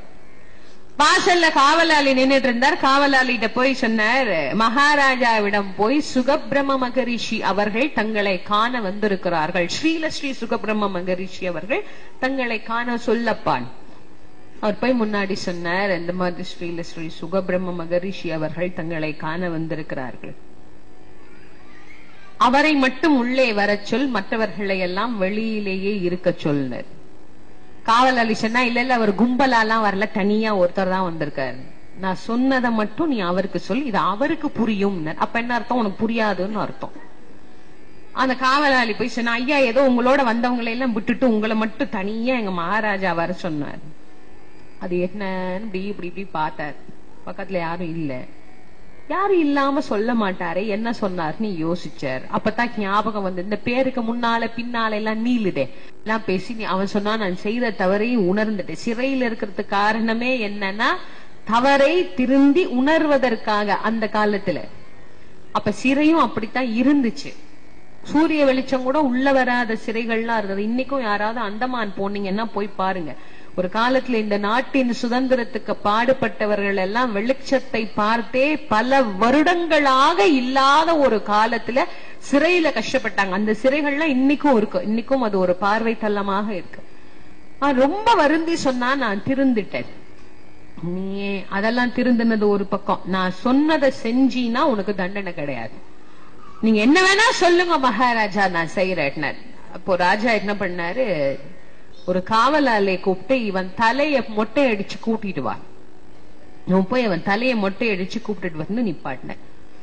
ராஜா ஒரு கிண்ணத்துல எண்ணெய் விட்டு அந்த எண்ணெய் கிண்ணத்தை தூக்கி அவனோட மொட்டை தலையில வச்சு சொன்னார், இந்த தலையில் இருக்கிற கிண்ணத்தில் உள்ள எண்ணெய் ஒரு சொட்டு கூட கீழே சிந்தாம நீ இந்த நகரத்தை ஒரு முறை வலம் வருவாயே, ஆனால் உனக்கு தண்டனை கிடையாது, நீ வீட்டுக்கு போலாம். இவர் அந்த கிண்ணத்தை சுமந்தபடியே அந்த அரண்மனையினுடைய வாசல் அப்படி தாண்டினார். தாண்டின கொஞ்ச நேரத்துக்குள்ள ராஜா மந்திரியை கூப்பிட்டு சொன்னார், இவன் எந்த வழியா சுத்தி வர்றானோ அந்த வழியா உயர்ந்த வான வேடிக்கை, ஆட்டம் பாட்டம் கொண்டாட்டம் கரகாட்டம் ஒயிலாட்டம் பொய்க்கால் குதிரை ஆட்டம் மானாட மயிலாட எல்லாத்தையும் ஏற்பாடு பண்ணுங்க. இது தேவையா? அவனே பாவம், கிண்ணத்தில் இருக்கிற எண்ணெய் சிந்தாம சுத்தி வரணும். இவர் இவ்வளவு ஏற்பாடு பண்ண எல்லாம் நடக்குது. இவர் சுத்தி இத்தி முடிச்சுட்டு அரண்மனைக்கு வந்து சேர்ந்தார். ஒரு சொட்டு எண்ணெய் கூட கீழே சிந்தல. ராஜாவுக்கு பெரிய ஆச்சரியம். அந்த எண்ணெய் கிண்ணத்தை தலையில இருந்து இறக்கிட்டு ராஜா சொன்னார், அப்பா உனக்கு தண்டனை கிடையாது, நீ வீட்டுக்கு போலாம். ரொம்ப சந்தோஷம். இல்லப்பா, ஒரே ஒரு கேள்விக்கு மட்டும் பதில் சொல்லு. இந்த நகரத்தை சுற்றி வருகிற போது நீ என்னத்தை பார்த்தேன்னு அவன் உடனே சொன்னான், நான் என்னத்தை பார்த்தேன், நான் கிண்ணத்தை தான் பார்த்தேன். என் உயிர் இந்த கிண்ணத்திலே இருக்கு. ஒரு சொட்டு என்ன கீழே சிந்துமே ஆனால் என் உயிர் போய்விடுமே மகாராஜா, அதனால் என்னை சுற்றி நடந்த எதையும் நான் கவனிக்கவில்லை, என்னை மன்னித்து விடுங்கள். சுகர் எழுந்தார், கும்பிட்டார், போயிட்டார். பிரம்ம ஞானம்னா என்னன்னு அவருக்கு புரிஞ்சிருச்சு. உங்களுக்கும் புரிஞ்சிருக்கும்னு நினைக்கிறேன். இந்த பூமியில சுவாமி நம்மளை படைச்சு இந்த மொட்டை தலையில எண்ணெய் கிண்ணத்தை வச்ச மாதிரி நம்ம மனசுல இறை சிந்தனை அப்படிங்கிற ஒரு எண்ணெய் கிண்ணத்தை வச்சுட்ட. அது எங்க இருக்குது? மொட்டை தலையில இருக்கிற மாதிரி இருக்குது. நம்ம இந்த உலகத்துல எங்க வேணா சுத்தலாம், ஆடலாம், பாடலாம், கல்யாணம் பண்ணலாம், குழந்தை பெற்றுக்கலாம், அதுங்களுக்கு கல்யாணம் பண்ணலாம், சினிமாவுக்கு போகலாம், எல்லாம் பண்ணலாம். ஆனா இறை சிந்தனை என்கின்ற ஒன்றையே எப்போதும் யார் ஒருவர் நினைத்து கொண்டே இந்த பூமியை சுற்றி கொண்டிருக்கிறார்களோ அவர்கள் மட்டுமே பிறவாமை என்கின்ற மிகப்பெரிய பேரானந்த பெருவாழ்க்கையை பெற முடியும். அதுதான் உண்மையான மரணமில்லாத பெருவாழ்வு. அதைத்தான் நமக்கு உணர்த்துகிறது பிரம்ம ஞானம்ங்கிறது. இதுதான் நிஜமான பிரம்ம ஞானம். இப்ப சொல்லுங்க, நாமெல்லாம் எதிலிருந்து வந்தோம் அப்படின்னா சத்தியமாக பிரம்மத்தில் இருந்து வரவில்லை. அப்ப எதிலிருந்து வந்தோம்? அப்ப வேதம் பொய் சொல்லுமா? வேதம் பொய் சொல்லாது, வேதம் உண்மையானது. அப்ப வேதம் ஏன் பிரம்மத்திலிருந்து வந்ததுன்னு சொன்னது? அப்ப அதுக்கு என்ன காரணம் அப்படின்னா, இப்போ தமிழ்ல ஒரு நியாயம் இருக்கு. நியாயங்கள் உள்ள மொழி தமிழ் மொழி. அருத்தாபத்திய நியாயம், பங்கஜ நியாயம்னு நிறைய நியாயம் இருக்கு. அதுல பங்கஜ நியாயம்னு ஒண்ணு உண்டு. பங்கஜம் அப்படின்னா என்ன? தாமரை. தாமரைக்கு பங்கஜம்னு பேர். ஏன் அதுக்கு பங்கஜம்னு பேரு? பங்கம்னா சேரு, ஜம்முன்னா பிறக்கிறது, சேத்தில் பிறந்தது. அதனால தாமரைக்கு பேர் என்னன்னா பங்கஜம்னு பேர். நியாயமாக தாமரை சேற்றில்தான் பிறக்குமா? அப்பனா ஊர்ல சேர் இருக்கிற இடம் எல்லாம் தாமரை இருக்கணுமா இல்லையா? ரோட்ல எவ்வளவு சேர் இருக்கு, அங்கெல்லாம் தாமரை இருக்கணும்ல? இல்ல. ஏன் இல்ல? இயற்கையிலேயே உலகில் எல்லாத்துக்கும் வித்துண்டு. வித்தில்லாத தாவரம் எதுவுமே கிடையாது. கண்ணுக்கு தெரியாது, பதியம் போட்டு எடுப்பதா இருந்தாலும் அதற்கும் வித்துண்டு. தாமரைக்கு விதை இருக்கு. எத்தனை பேர் பார்த்திருக்கீங்கன்னு எனக்கு தெரியல. தாமரை விதைனே விற்கும். எங்கயாவது நாட்டு மருந்து கடையில கிடைச்சதுன்னா வாங்கி பாருங்க. தாமரை விதை கருப்பா இவ்வளவு பெருசு இருக்கும். தாமரை மணின்னு சொல்லுவாங்க. அந்த தாமரை விதைய சேற்றில் இட்டால் சேரின் துணை கொண்டு அது முளைக்கும். அதே விதைய கொண்டு போய் கடல்லையோ ஆத்துலயோ குளத்திலேயோ இல்ல நீங்க சேரில்லாத ஒரு சம இடத்திலேயோ வயக்காட்டிலேயோ போட்டீங்கன்னா முளைக்காது. சேர் இருக்கிற ஆற்றில், சேர் இருக்கிற குளத்தில் போட்டீங்கன்னா தாமரை முளைக்கும். என்னதான் வித்தில் இருந்து பிறந்தாலும் சேற்றின் துணை இல்லையானால் தாமரை வந்திருக்காதுங்கிற நன்றி கடனுக்காக தாமரையை சேற்றிலிருந்து பிறந்தது அப்படின்னு பங்கஜம்னு சொன்னாங்க. அது மாதிரி உலகம் தோன்றியது மாயையில் இருந்து. மாயையில் இருந்து தோன்றிய உலகம் பிரம்மத்தின் துணை கொண்டு வெளிப்பட்டது. கொஞ்சம் அறிவு வேலை செஞ்சிச்சு, அது பிரம்மம். கொஞ்சம் அறிவு வேலை செய்தது, அந்த பிரம்மத்திற்கு துணை செய்ததற்கு பெருமை தரணுமேங்கிறதுக்காக வேதம் என்ன பண்ணுச்சு? உலகம் பிரம்மத்திலிருந்து தோன்றியதுன்னு சொல்லுச்சு. ஆக வேதம் சொன்னது பொய் அல்ல. நாம் ஆணையில் எங்கே இருந்து உற்பத்தி ஆனோம்னா மாயையில் இருந்து தோன்றியவர்கள் மனிதர்கள். மாயையை எதனால் அழிக்க முடியும்னா மாயையால் தான் நீக்க முடியும். குழந்தைங்க மலம் போனா பசுவினுடைய மலத்தால சுத்தம் பண்ணுவாங்க, சாணத்தால. அந்த காலத்துல வீடெல்லாம் சாணியில முழுகுவாங்க. இப்ப இந்த மாதிரி தரையெல்லாம் இருக்கு. இப்போ அதுல சாணியில முழுகுனீங்கன்னா வழுக்கி வழுக்கி விழ வேண்டிதான். அதனால இப்ப சாணியே இல்ல. சென்னையில எல்லாம் யாரு வாசல்ல சாணி தெளிக்கிற? வாசலே தெளிக்கிறது இல்ல, அப்புறம் சாணி வேற கரைச்சா தெளிக்க போறோம். வேலையே கிடையாதுங்க நமக்கு. மாசம் 400-500 ரூபாய் மெயின்டெனன்ஸ் கொடுத்துட்டா எவ்வளோ ஒரு புண்ணியவதி வருவா, வாச தெளிப்பா, கோலம் போட்டா போடுவா, போடாட்டி விட்டுட்டு போயிருவா. நமக்கு என்ன அதை பத்தி? அப்பெல்லாம் அப்படி இல்ல. குழந்தைங்க மலம் போச்சுன்னா உடனே சாணி கரைச்சு வச்சிருப்பாங்க, அதை போட்டு தொடச்சு சுத்தம் பண்ணுவாங்க. கால்ல ஒரு சின்ன முள்ளு குத்துனா ஒரு பெரிய முள்ள எடுத்து முள்ளால எடுக்கணும். சத்தத்தை சத்தத்தால அடக்கணும். வீட்டுல பெண்கள்லாம் ஆண்கள் இல்லாத நேரமா கொஞ்சம் சத்தமா பேசுவாங்க. வீட்டுக்கு யாராவது ஆம்பளைங்க வந்துட்டா வயசான கிழையை ஒட்டுன்னு இருக்கும், அது அவ்வளவு நேரம் வாயை மூடிட்டு பேசாம இருக்கும். பையன் உள்ள வந்தானே வாய மூடுங்கடி அப்படின்பா. சத்தத்தை சத்தத்தால அடக்கணும். மாயையை மாயையால் தான் அழிக்க முடியும். நம் மாயையை அழிக்கவே கிருஷ்ணன் மாயாலோலனாக வந்தார். மாயாலோலனாக வந்தவர் என்ன பண்ணினார்? என்னங்க பண்ணல? என்ன பண்ணலன்னு தான் கேட்கணும். கிருஷ்ண அவதாரத்துல எல்லாம் பண்ணினார். கிருஷ்ணனுடைய அவதாரமே ஒரு அற்புதமான அவதாரம். இளமையில சுவாமி செய்த அற்புதமான வினோதங்கள்ல நிறைய பேர் சொல்லலாம். கிருஷ்ணன் வெண்ணெய் திருடி தின்றான், திருடுனாதான் உண்மைதான். அருணகிரிநாதர் கூட சொன்னார், நவநீதமும் திருடி உரலோடு ஒன்றும் அரி ரகுராமர் சிந்தை மகிழ் மருகோனே, நவலோகமும் கைத்தொடு நிஜவே வலம் வரித்த ஹரி ரகுராமர் சிந்தை மகிழ் மருகோனே.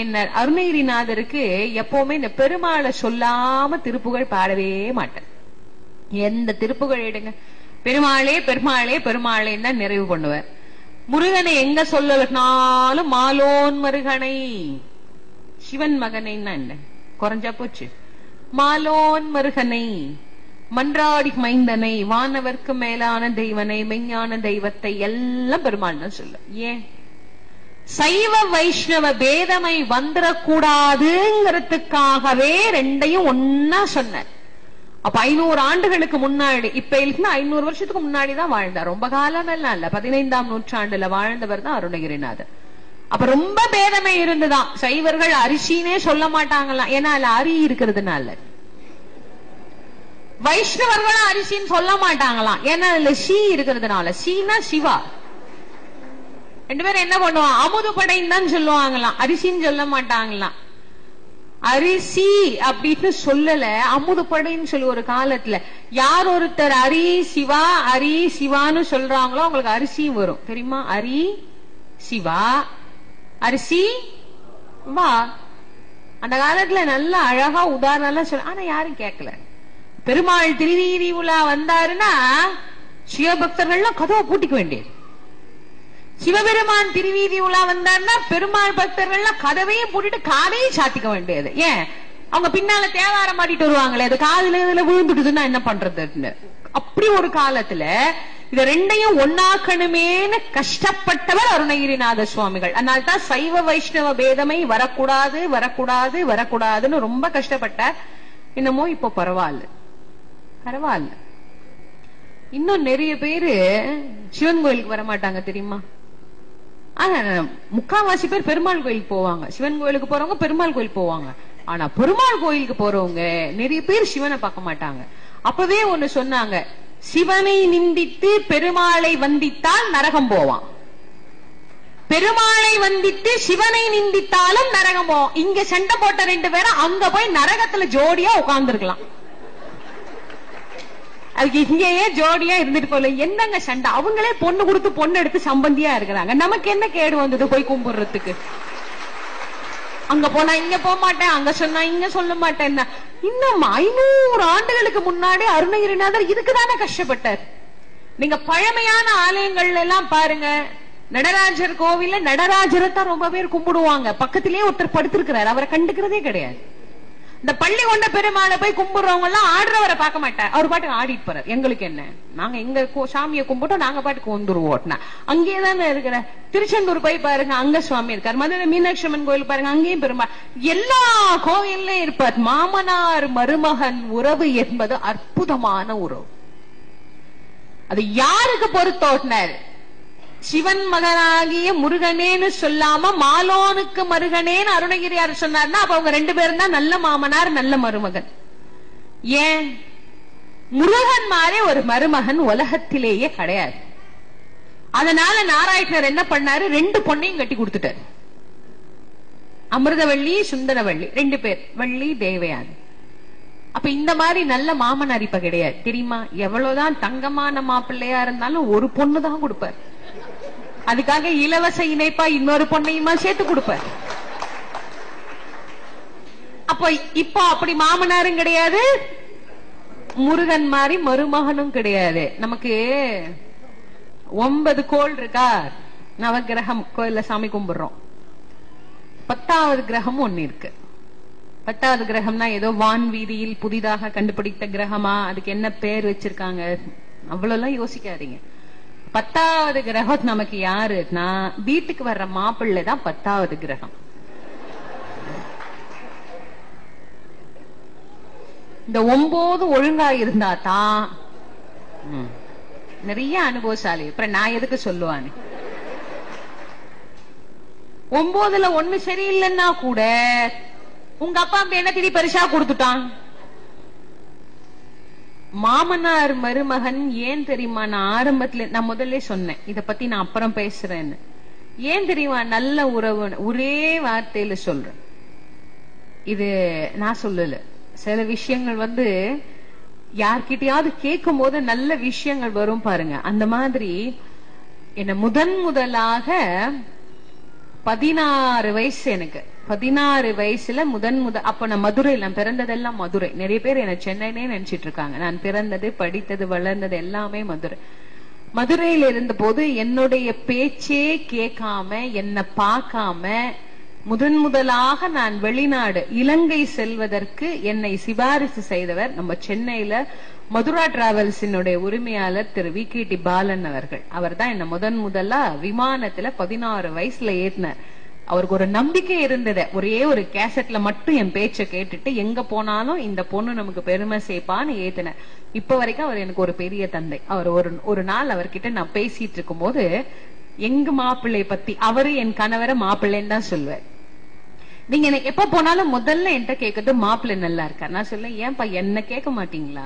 கஷ்டப்பட்டு அங்க ஏது பார்க்க வந்ததுனால நீங்க அவரை போய் கேக்குறீங்களே. அவர் ஒரு நாள் சொன்னாரு, மாப்பிள்ளை மாமனார்னா நான் ஒரே வார்த்தையில சொல்றேம்மா, நீ தெரிஞ்சுக்கோ, ஒரு நல்ல மருமகனை பெற்றவர் இன்னொரு மகனை பெற்றதற்கு சமம். ஒரு நல்ல மருமகனை பெறாதவர் தான் பெற்ற மகளை இழந்ததற்கு சமம். இதுக்கு மேல உங்க அப்பா வீட்டுக்கு நீ போக கூடாதுன்னு சொல்லிட்டா அதுக்கப்புறம் மகளுக்கும் அப்பாவுக்கும் உண்டான தொடர்பு அதோடு முடிஞ்சு போச்சு. அதனால மகளை விட மாப்பிள்ளைய அதிகமா கவனிக்கிறதுக்கு காரணமும் இதுதான். மாப்பிள்ளைய ஏன் ரொம்ப விழுந்து விழுந்து கவனிக்கிறாங்கன்னா இதுதான் காரணம்னு நான் சொன்னேன். உங்ககிட்ட இந்த திருடிட்டு போய் நான் எல்லாருக்கும் சொல்றேன். உங்ககிட்ட சொன்னதுக்கு காரணமே எல்லாருக்கும் சொல்லணுங்கிறதுக்காக தான். ஒரே வார்த்தையில சொன்னா அவ்வளவுதான். ஒரு மருமகன் என்பவர் இன்னொரு மகனுக்கு சமமானவர். 2 பேர், மாமனார் மருமகன், இந்த 2 பேர் இருக்காங்களே, 2 பேருமே பெரிய திருடனா. பாம்பன் சுவாமி சொன்னார், மாமனும் திருட மருமகனும் திருட. ஏன்? அவர் பெண்ணை திருடினார், நீ வெண்ண திருடின. ஆக திருட்டு பயலுக்கு திருட்டு பையன் தானே பொண்ணு கொடுப்பான். நல்லவன் யாராவது திருடனுக்கு பொண்ணு கொடுப்பானா? கொடுக்க மாட்டான். நீயும் திருட, உன் மாமனும் திருட. 2 பேரும் சேர்ந்து என் மனசுல இருக்கிற கெட்டதையெல்லாம் திருடக்கூடாதோன்னு கேட்டார். அப்போ இவர் நவநீதமாகிய வெண்ணையை திருடி உண்டார் என்பது உண்மை. அப்ப அந்த வெண்ணெய் என்ன, அதுல என்ன இருந்தது, ஏன் அதை போய் திருடி சாப்பிடணும்? அந்த வெண்ணையினுடைய தாற்பயம் என்ன அப்படின்னா, அந்த பால் வியாபாரிகள்லாம் இருக்காங்கல்ல, அவங்க தங்களுடைய தாராளமான குணத்தை பால்ல காட்டுவாங்க. நம்ம ஊர்ல எல்லாம் இல்ல. நம்ம ஊர்ல ஏது பால் வியாபாரி? பால் பாக்கெட் போடுற வியாபாரி தான் இருக்காரு. நிறைய குழந்தைங்களுக்கு பால் எதுல இருந்து வருதுன்னு கேளுங்க. லண்டன்ல ஒரு நாள் ஒரு குழந்தை என்கிட்ட சொன்னுச்சு, பாட்டில் இருக்கிற பால் நீங்க குடிப்பீங்களா? நான் சொன்னேன், அது என்னமா பாட்டில்? ஆமா, பால் எல்லாம் பாட்டில்ல தானே வருதுன்னு. பால் எல்லாம் பாட்டில் இருந்து வரலமா, அது வேற மாட்டுல இருந்து வரும். மாடா? அதெல்லாம் இல்ல, அது பாட்டில் இருந்து தான் வரும். அப்படி ஃப்ரெஷ்ஷா ஃப்ரிட்ஜுக்குள்ள இருக்கும். பாட்டில இருந்து எடுத்து கொடுத்தா கடைக்காரங்களுக்கு காசு கொடுத்தா நம்ம கொடுத்துருவாங்க. அதுக்கு மாட்டை காட்டி, அது மடியில இருக்கிற பாலை காட்டி, இதுல இருந்தா பால் இப்படிதான் கறப்பாங்க, இப்படிதான் வரும் அப்படின்னு புரிய வைக்கிறதுக்குள்ள எனக்கு விடிஞ்சு போச்சு. இப்படியே ஆயிட்டு இருக்கு. இப்ப நம்ம வீட்டு குழந்தைங்களுக்கு பால் எதுல இருந்து வரும்னா பாக்கெட்ல இருந்து வரும். ஏன்னா தினம் அதுதானே. அது எங்க மாட்டை போய் பாத்துச்சு, அது கறந்ததை எங்க பாத்துச்சு, பால் அதுல இருந்து எப்படி வரும்னு எப்படி தெரியும்? ஆக பால் எங்க பாக்கெட்ல இருந்து வரும். இந்த பால் வியாபாரிகள்லாம் அப்போ தாராளமான குணம். 1/2 லிட்டர் பாலுக்கு வஞ்சகமே இல்லாத 1/2 லிட்டர் தண்ணி ஊத்துவாங்க. ஆனா பாலுக்கு இருக்கிற மாதிரி நல்ல குணம் உலகத்துல வேற எதுக்காவது இருக்கான்னா கிடையாது. இந்த தண்ணி அது வெளியே காட்டி கொடுக்கறது இல்ல தெரியுமா? ஒரு 1/2 லிட்டர் எண்ணெயில கொண்டு ஒரு 1/2 லிட்டர் தண்ணி ஊத்துங்க பாப்போம். 1/2 லிட்டர் நீங்க ஊத்த வேண்டாம், 2 சொட்டு மேல விட்டீங்கன்னா காட்டி கொடுத்துரும். அரிசியில கல்ல கலந்தா காட்டி கொடுத்துரும், காஃபி தூள்ல செங்கல் தூளை கலந்தா காட்டி கொடுத்துரும், எல்லாம் காட்டி கொடுக்கும். ஆனா பால் மட்டும் காட்டி கொடுக்காது. அதனாலதான் ரொம்ப பெரிய மனுஷங்களை பாராட்டும் போது என்ன சொல்லுவாங்க, ஐயாவுக்கு பால் மாதிரி மனசுங்க. ஏன் சொல்லணும்? அது வெள்ள வெளியேன்னு இருக்குன்னா அப்பன்னு சொல்லலாம்ல. சுண்ணாம்பு மாதிரி மனசு sir, Asian paint, white paint மாதிரி சாருக்கு மனசு இல்லையா? முள்ளங்கி மாதிரி உள்ளம். இனிமைக்காக சொல்றதுக்குன்னா பாலை விட இனிமையானது தேன். யாரும் அதை சொல்றது இல்ல. தேன் மாதிரி உள்ளம் சொல்றது இல்ல, தேன் மாதிரி குரல், தேன் மாதிரி உள்ளம் இல்லையே. பால் எப்படி தன்னோடு சேர்ந்த தண்ணீர் தன்னை விட தரத்தில் தாழ்ந்ததாய் ஆனாலும் அதற்கு எல்லாவற்றையும் சமமாக கொடுக்குதோ, அதுபோல தன்னோடு இணைந்தவர் யாராயிருந்தாலும் எல்லாரையும் சமமா கவனிக்கிறவர் உயர்ந்த உள்ளம் படைத்தவர். முதலாளி 10 பேரோட போகும்போது ஒரு ஹோட்டல்ல சாப்பிட போய் உட்கார்ந்தா, எந்த ஹோட்டல்ல அவர் சாப்பிடுறாரோ அந்த ஹோட்டல்லையே டிரைவரையும் உட்கார வச்சு சாப்பிடுற சொல்ற நல்ல மனசு இருக்கிற முதலாளி பால் மாதிரி உள்ளம் படைச்சவர். ஹோட்டலுக்குள்ள நுழையும் போதே 50 ரூபாயை கையில கொடுத்து நீ வெளியில இருக்கிற கடையில சாப்பிடு, நான் ஸ்டார் ஹோட்டல்ல சாப்பிடுறேன்னு சொல்ற முதலாளி பால் மாதிரி மனசு கிடையாது. தன்னை வச்சிருக்கிற இடத்திலேயே தன்னோடு சேர்ந்தவர்களை வைத்து பார்க்க வேண்டும்ன்ற உயர்ந்த மனசு இருக்கு பாருங்க, அவரை பால் மாதிரி உள்ளம் படைத்தவர்னு சொல்றோம். அதுக்கப்புறம் என்ன பண்றோம்? அந்த பாலை வாங்கி காய்ச்சிரும். தாய்மார்கள் ஏன் பாலை காய்ச்சணும்? பாலையா காய்ச்சணும்? மறைந்திருக்கிற தண்ணீரை வற்ற வைக்கிறோம். பால் காய்ச்சறதுக்கு காரணமே அதுதான். அத வற்ற வற்ற வற்ற வற்ற என்ன ஆகும்? பாலுக்கு கோவம் வந்துடும். அக்னி பகவானே, என்னோடு சேர்ந்த என் நண்பன் தண்ணியை வெட்ட வைக்கிறாயா, உன்னை என்ன பண்றேன் பார் அப்படின்னு பானையில இருக்கிற பால் முழுக்க பொங்கி மேல வரும். அப்ப பாலே கோவிக்காதே, ஒரு நண்பனை உன்னோட சேர்த்துடுறேன்னு கொஞ்சம் தண்ணி தெளிச்சிங்கன்னா எல்லா பாலும் உள்ள போயிடும். இதெல்லாம் பால் காய்ச்சுகிற பெண்மணிகளுக்கு தெரியும். குக்கரில் காய்ச்சுகிற பெண்மணிகளுக்கு இதெல்லாம் தெரியாது. இன்னைக்காவது ஒரு நாள் தெரிஞ்சுக்கணும்னா பால் ஒரு பாக்கெட்டை கட் பண்ணி பால் காய்ச்சுற பாத்திரத்துல ஊத்தி காய்ச்சி பாருங்க. விட்டீங்கன்னு வச்சுக்கோங்களேன், அரை நொடியில அந்த அக்னியை அணைச்சிடும் அந்த பால். அதுக்கு அவ்வளவு வேகம் உண்டு, அவ்வளவு ஆற்றல் உண்டு, அவ்வளவு கொட்டி தீத்துரும். ஒரு துளி கூட உங்களுக்கு பால் மிஞ்சாது.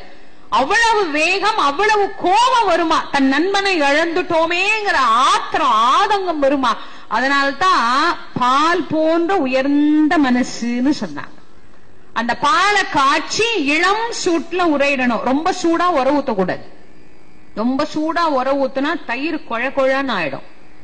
ரொம்ப ஆற வச்சு உர ஊத்துனா தயிர் கட்டியா இருக்காது. இளம் சூட்டுல உரையிடணும், உரியில வைக்கணும். விடியற் காலம் எடுத்து கடைஞ்சா அதுல இருந்து வெண்ணெய் வரும். ஒவ்வொருவரும் அதே மாதிரி அவரவருடைய இளம் வயதிலே இறைவனுடைய மந்திரமாகிய உரை விட்டு வைராகியம் என்ற உரியிலே இருந்து பக்தி என்ற மத்தையும் ஞானமாகிய கயிறையும் கொண்டு கடைந்தால் இறைவன் வெளிப்படுவார். அதுதான் வெண்ணெயினுடைய தத்துவம். வெண்ணெய்னா நம்ம என்ன நினைக்கிறோம், ஏதோ நம்ம வீட்டுல கடைஞ்சி வச்சிருந்த வெண்ணெயை கிருஷ்ணர் சாப்பிட்டாரு. அவர் பாவம், அவர் சாப்பிட்ட வெண்ணெயே வேற, கோபிகாஸ்திரிகள் கொடுத்த வெண்ணெயே வேற. அவர் வெண்ணெய் எப்படிலாம் திருடி திருடி திங்கிறார, எல்லாரையும் மாட்டி விடுற. ஒருத்தர் பாக்கி இல்லாம அத்தனை பேரையும் மாட்டி விட்டுருவார் கிருஷ்ண பரமாத்மா. ஏன்னா அவருக்கு வேலையே இருந்தா. அவர் இளமையா இருக்கிற போதே எல்லாரோடும் சகஜமாக பழகக்கூடிய ஒரு அற்புதமான ஒரு மனம் படைத்தவர் கிருஷ்ணன். இப்படியே இளமை காலம் முழுக்க ஓடி ஓடி ஓடி ஓடி விளையாடி கொண்டிருந்தவருக்கு ஒரு குறிப்பிட்ட பருவ காலம் வந்த போது அக்குருவர் வந்து அழைக்க, கம்சன் செய்கிற தனுர் யாகத்துக்கு போய் மதம் பிடித்திருந்த குவளையா பீட்டம் என்ற யானையினுடைய தந்தத்தை ஒடித்து யானையை கொன்று கம்சனையும் கொன்று உக்கிரசேன மன்னனுக்கு முடிசூட்டு விழாவையும் நடத்தி, ஜராசந்தனுடைய கொடுமை அதிகமானதால தனியா ஒரு நகர்ல இருந்தார். துவாரகைன்னு அதுக்கு பேர். இந்த துவாரகையில இருந்த போதுதான் சுவாமி பாண்டவர்களுக்கு அருள் புரிந்தார். பாண்டவர்கள் ரொம்ப நல்லவர்கள். ரொம்ப ரொம்ப நல்லவர் தர்மர். அவர் பாவம், எல்லாரையும் அவர் மாதிரியே நடிப்பார். ரொம்ப யாரும் செய்வதற்கரிய மிக உயர்ந்த வேள்வியாகிய ராஜசூய வேள்வி செய்ய வேண்டும் என்கின்ற ஆசை ரொம்ப அழகா வேள்வி எல்லாம் முடிஞ்சு, இப்போ வேள்வி முடிஞ்சா முதல் மரியாதை பண்ணணும். இது வழக்கம். யாருக்கு கொடுக்கறது? அதான் இப்போ கேள்வியே. சாம்ராட்னு பட்டம் வாங்கிட்டு உட்கார்ந்து இருக்கிற தர்மர் தான் சொல்லணும் யாருக்கு கொடுக்கணும்னு.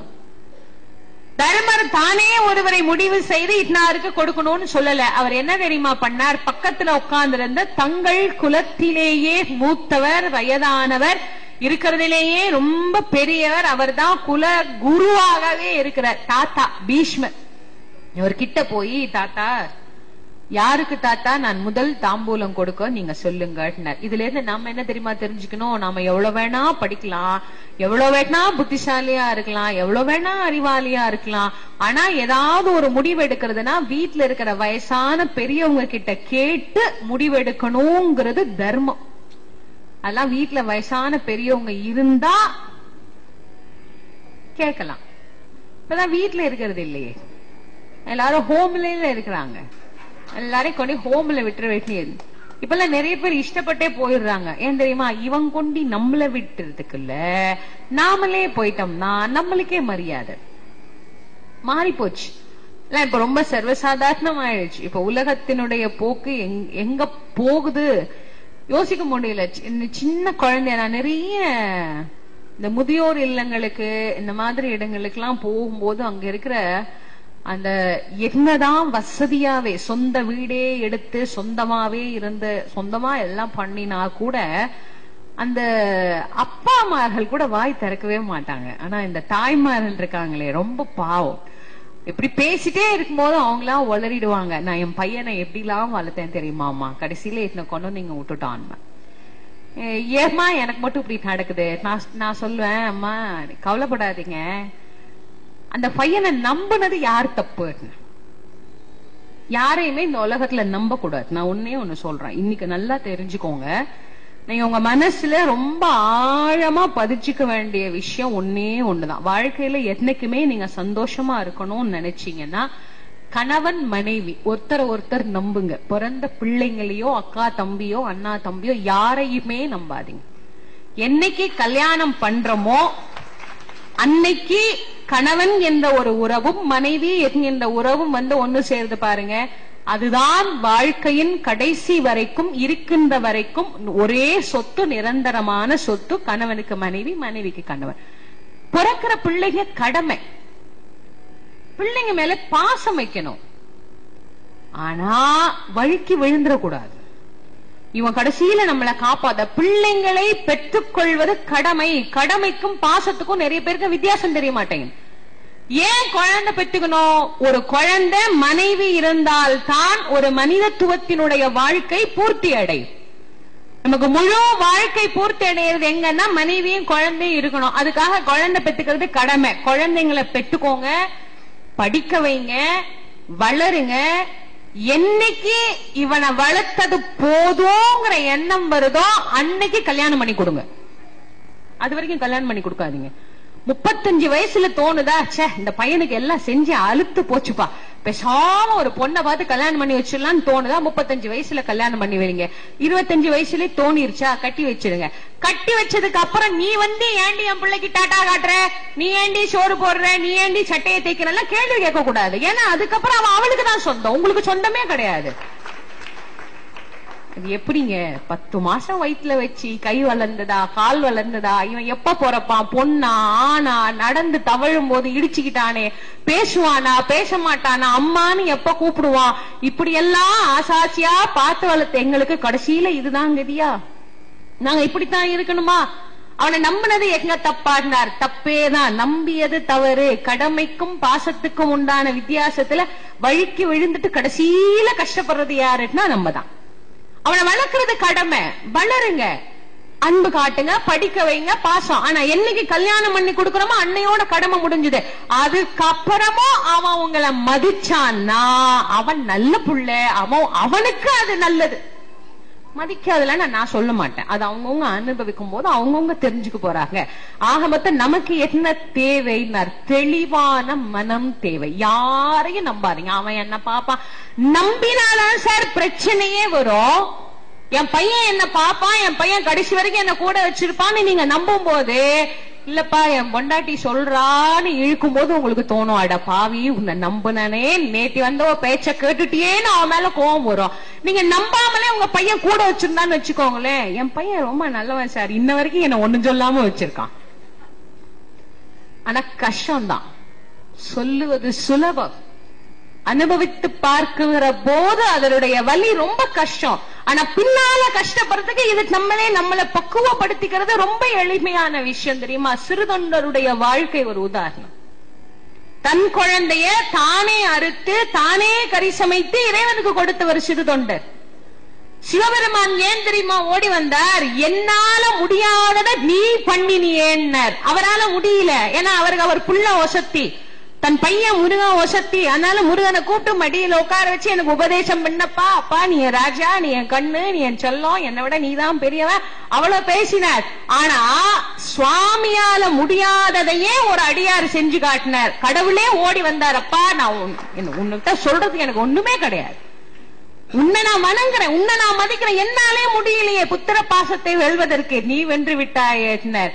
ரொம்ப கஷ்டம். நான் சொன்னது வாழைப்பழத்துல ஊசி ஏத்துற மாதிரி அப்படி பொறுமையா மனசுல பதிய வச்சுட்டோம்னு மிச்சுக்கோங்களேன், பின்னால நம்ம மனசு கஷ்டப்படவே வேண்டாம். அவங்க மதிக்கிறாங்க, அவங்க செய்யறாங்கன்னா சந்தோஷப்பட்டுக்கலாம். சரி நம்ம குழந்தை ஏதோ மதிக்குது, நம்ம குழந்தை நம்மளுக்கு மரியாதை வச்சிருக்கேன், அது இளைய தலைமுறைக்கு தெரியணும். இவங்க யாரு, இவங்க எப்படி, இந்த காலத்துல நம்மள என்ன பண்ணினாங்க அப்படிங்கிற சிந்தனை அவங்களுக்கு இருக்கணும்.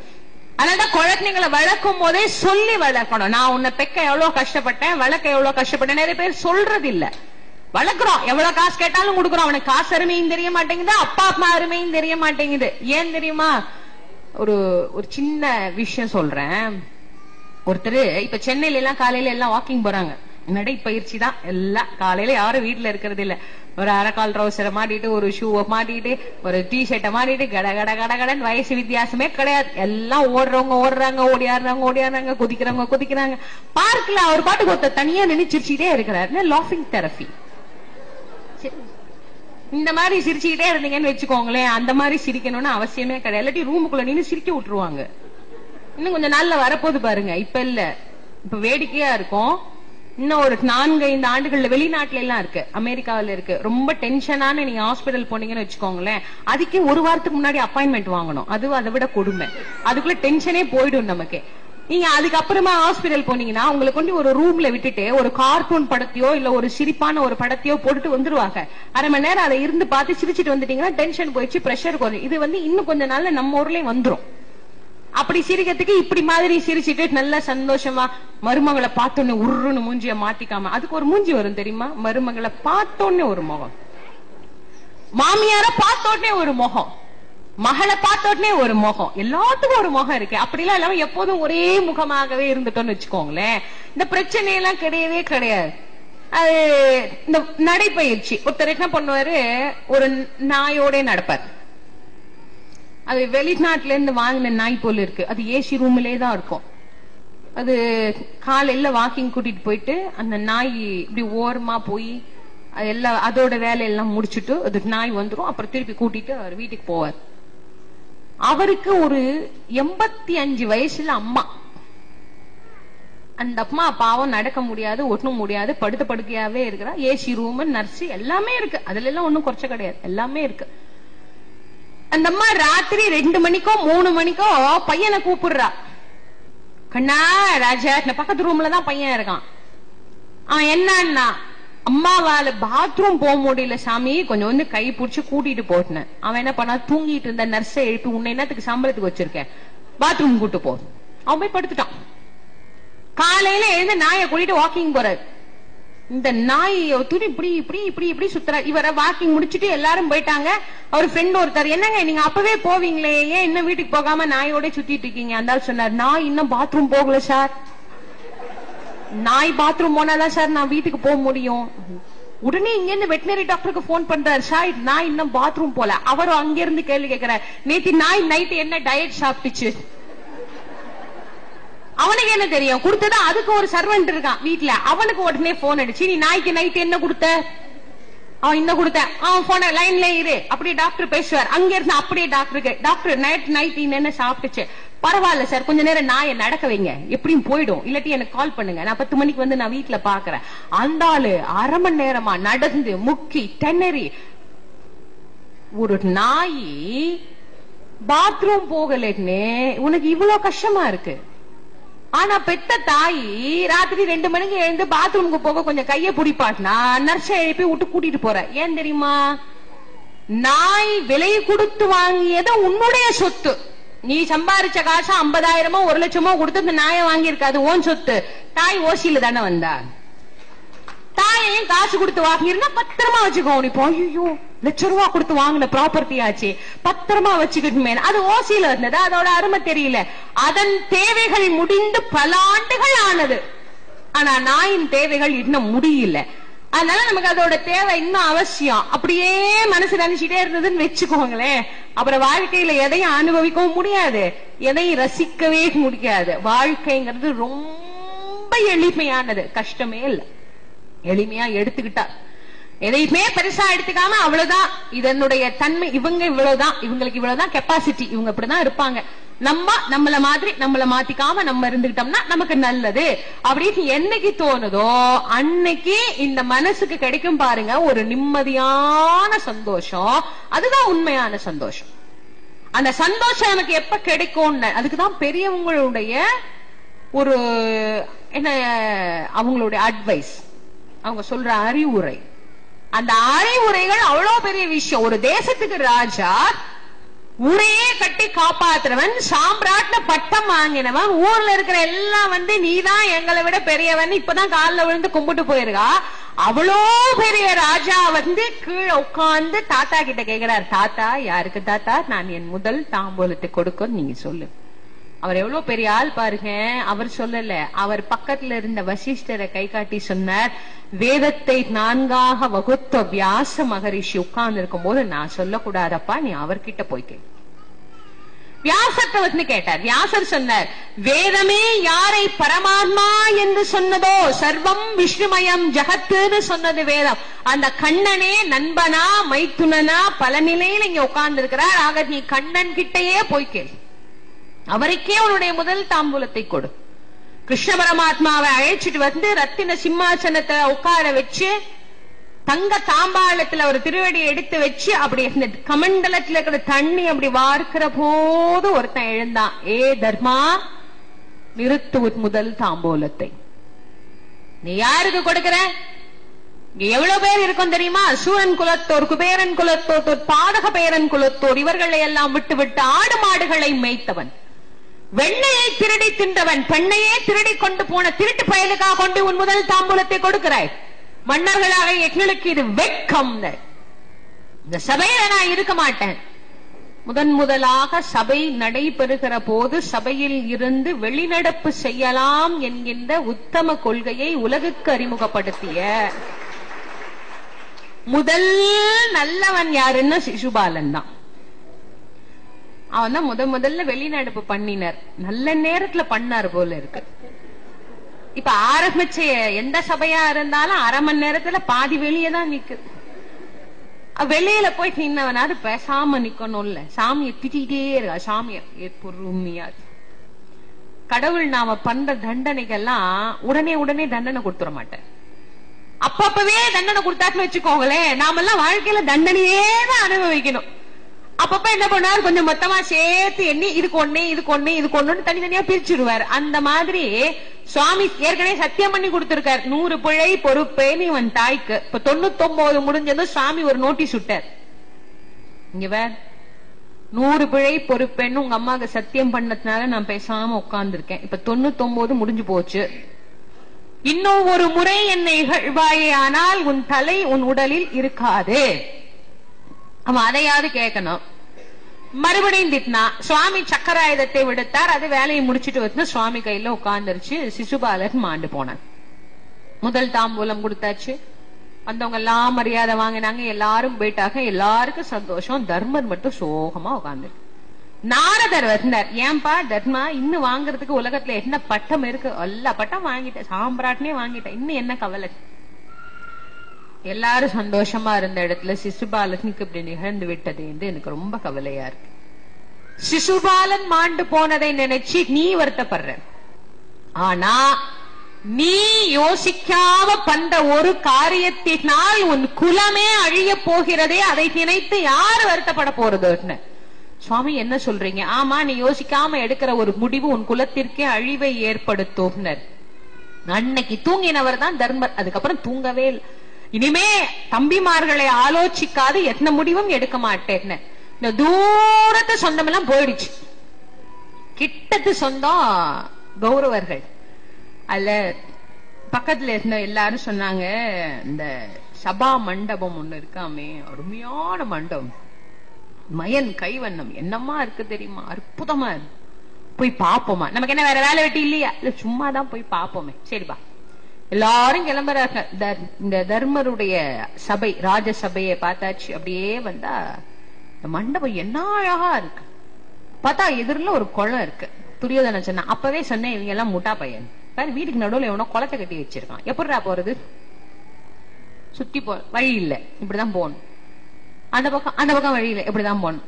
சரி பாத்து எல்லாரும் காலை வைங்க, யாரும் தண்ணிக்குள்ள விழுந்துடாதீங்க, நான் முன்னாடி போறேன் அப்படின்னு துரியோதனன் என்ன பண்ணானா, தொடரெறிகிற அளவுக்கு இந்த வேட்டியை தூக்கி புடிச்சுக்கிட்டானா. ஏன்னா நனைஞ்சா காயறதுக்கு 4 மாசம் ஆகும் பாருங்க. தொடரெறிகிற அளவுக்கு தூக்கி புடிச்சுக்கிட்டு அப்படியே போறார். குளம்னு நினைச்சு படி முதல் அடி வச்சா, மாமா படியவே காணமே மாமா. ஆமா. 2வது அடி வச்சார், தண்ணியே இல்ல மாமா. ஆமா. 3வது எடுத்து வச்சுட்டு சொன்னா, மாமா குளமே இல்ல மாமா. ஆமா. அப்புறம் இருக்கே, என்னடா இது அதிசயம், என்னடா மாமா மேல பாருங்க மாமா, மேல குளம் இருக்கு.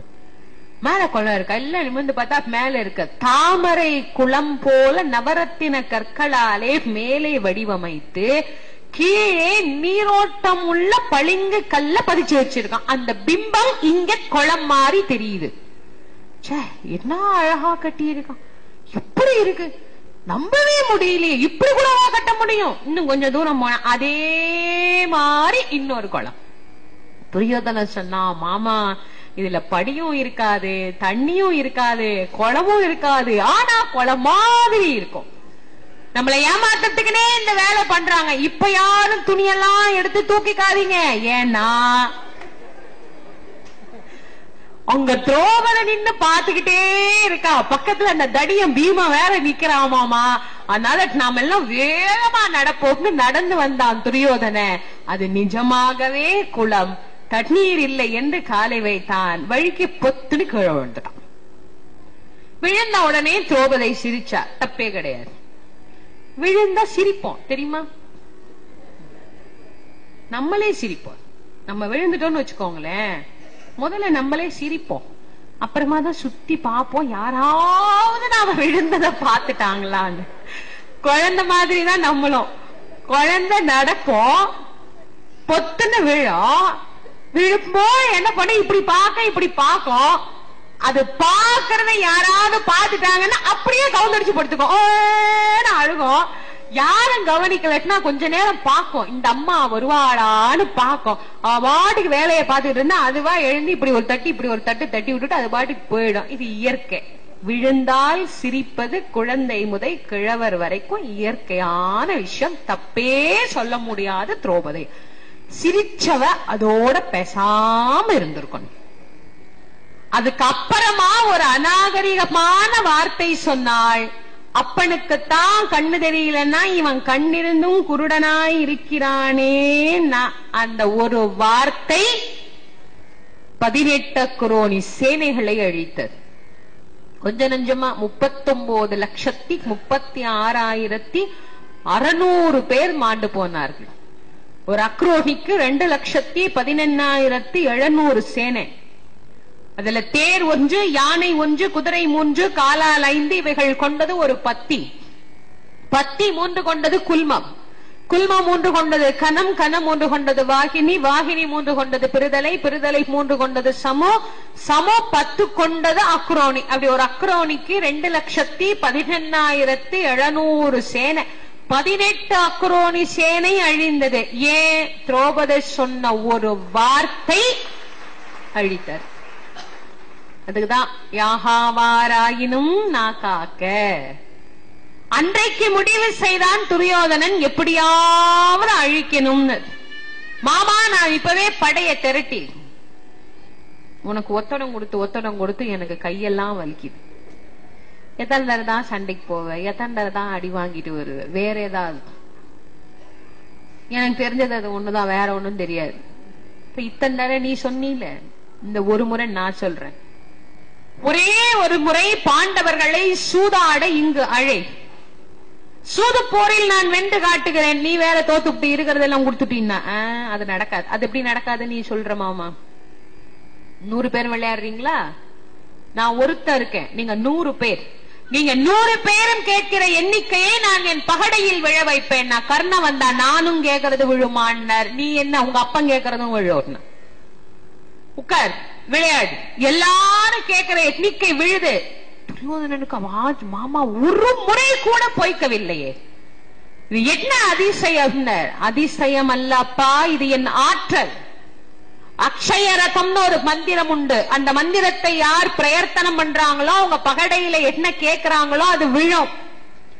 அப்படி பிரயர்த்தனம் பண்ணி வச்சிருக்கிறேன் நானு. இவ்வளவு காலம் பிரயர்த்தனம் பண்ணி இப்பதான் எனக்கு இது சித்தியாச்சு. அக்ஷயரதத்தின் பலன் நான் யாரை வேண்டுமானாலும் வென்று விடுவேன். இப்ப உங்களை எப்படி மாமா கூப்பிடுறது? அங்க நம்ம ஒரு மண்டபத்தை பார்க்க போகும்போது தானே அவமானம் நடந்தது. ஆமா, அதே மாதிரி நீ இப்ப ஒரு ஓலை எழுது. மண்டபம் காணவாரி மகிழ்ச்சிக்கு சூதாடலாம். மாமா எழுதிட்டேன். காவலாளி இரு, எதுக்கு இப்ப அவனை கூப்பிடுற?